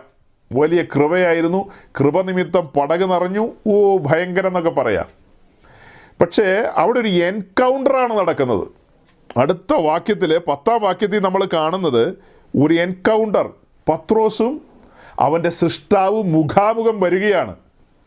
അഗ്നിജ്വാലയ്ക്കൊത്ത കണ്ണുള്ളവൻ്റെ മുമ്പാകെ പത്രോസ് വരികയാണ്. അവിടെ നിൽക്കാൻ പത്രോസിന് കഴിഞ്ഞില്ല, അല്ലേ? അത് കഴിഞ്ഞിട്ട് 11-ാം വാക്യത്തിലേക്ക് വരുമ്പോൾ നമ്മൾ കാണുന്നത്, പിന്നെ അവർ പടകുകളെ കരയ്ക്കടുപ്പിച്ചിട്ട് സകലവും വിട്ട് അവനെ അനുഗമിച്ചു. തന്നെ അനുഗമിച്ചു. ഇവിടെ വേണേൽ നമുക്ക് ഉത്സവപ്പെടാം. അതേസമയം നമ്മൾ ഇന്ന് കാണുന്ന പെന്തിക്കോസ്ത് 5-ാം വാക്യം മുതൽ 9-ാം വാക്യം വരെ വായിച്ച് വിശദീകരിക്കും. അങ്ങനെ ഹൈലി ഇമോഷണലി ആളുകളെയൊക്കെ ഇളക്കി മറിക്കും. ആളുകളെല്ലാം ഇളകി മറിഞ്ഞ് വീട്ടിൽ പോവും. പക്ഷേ യാഥാർത്ഥ്യം അതല്ലല്ലോ. കാര്യങ്ങൾ അവിടെ കൊണ്ട് തീരുന്നില്ലല്ലോ. 11-ാം വാക്യത്തിലേക്ക് വരുമ്പോൾ എന്താ കാണുന്നത്? പിന്നെ അവൻ പടകുകളെ കരയ്ക്കടുപ്പിച്ച് സകലവും വിട്ട് അവനെ അനുഗമിച്ചു. അനുഗമിക്കാൻ കൊള്ളാവുന്ന ഒരു ശബ്ദത്തിന് ഉടമയെ കണ്ടെത്തി പത്രോസ് അടിമുടി മാറിപ്പോയി, കാഴ്ചപ്പാട് മാറിപ്പോയി. പടകും വലയും മീനും ചാർച്ചക്കാരെയും ബന്ധുക്കളെയും എല്ലാവരെയും നോക്കണം. അന്ന് അന്നാസും കയ്യഫാവും അവിടെ മഹാപുരോഹിതന്മാരായിട്ടുണ്ട്. ഗമാലിയേലും സെൻഹദ്രീ സംഘത്തിൻ്റെ ഭാഗമായിട്ട് അവിടെയുണ്ട്. ഇവരൊക്കെ അവിടെ ഉള്ളപ്പോൾ ഒരു ഭയം പോലും പത്രോസിന് തോന്നിയില്ല. അവരൊക്കെ ഉള്ളപ്പോൾ പത്രോസിനൊരു ഭയം തോന്നിയില്ല. ഇങ്ങനെ ഒരാളുടെ കൂട്ടത്തിൽ അനുഗമിക്കാനായിട്ട് ചാടി പുറപ്പെട്ടു പത്രോസ്. എടുത്തിയാട്ടക്കാരനാണെന്നൊക്കെ എല്ലാവരും പറയും. ആ എടുത്തിയാട്ടക്കാരനെ കൊണ്ടാണ് കർത്താവ് ചരിത്രം ചമച്ചത്. നോക്കണം, പത്രോസിൻ്റെ ജീവിതം അവിടെ അടിമുടി മാറുകയായിരുന്നു. നമ്മൾ രണ്ടുപേരെ ഇപ്പോൾ പരിചയപ്പെട്ടു. രണ്ടുപേരും അബ്രഹാമിൻ്റെ കൊച്ചുമക്കളാണ്. ആ പത്രോസ് ദൈവം ശില്പിയായി നിർമ്മിക്കുന്നതും അടിസ്ഥാനമുള്ളതുമായ നഗരത്തിൻ്റെ പണിയുടെ ഉദ്ഘാടന പ്രസംഗം നടത്തിയ ആളാണ് പത്രോസ്. പത്രോസിൻ്റെ ജീവിതത്തിൽ പിന്നീടുണ്ടായ മാറ്റങ്ങൾ അതിലും വലിയ മാറ്റങ്ങളല്ലേ. യോഹന്നാനെയും നിങ്ങളുടെ കൺമുമ്പിൽ കൊണ്ടുവരികയാണ് ഞാൻ. യോഹന്നാന് ലഭിച്ച വെളിപ്പാട്, ആ വെളിപ്പാടിൻ്റെ ഭാഗമാകുവാൻ നമ്മെയും സ്വർഗം കണ്ടിരിക്കുന്നു. അത്ര വലിയ വെളിപ്പാട് നമ്മുടെ കൺമുമ്പിൽ വരുമ്പോൾ നമുക്കും അങ്ങനെ ഒരു മാറ്റമുണ്ടോ? നമ്മുടെ ജീവിതത്തിലും അങ്ങനെ ഒരു മാറ്റം എന്നുള്ളതുകൊണ്ട് ഞാൻ ഉദ്ദേശിക്കുന്ന നമ്മുടെ വീക്ഷണം, നമ്മുടെ ചിന്താഗതികൾ, നമ്മുടെ ഇടപാടുകൾ, ലൈഫ് സ്റ്റൈല്, രീതികൾ, അതെല്ലാം മാറ്റത്തിന് വിധേയമാകുന്നുണ്ടോ?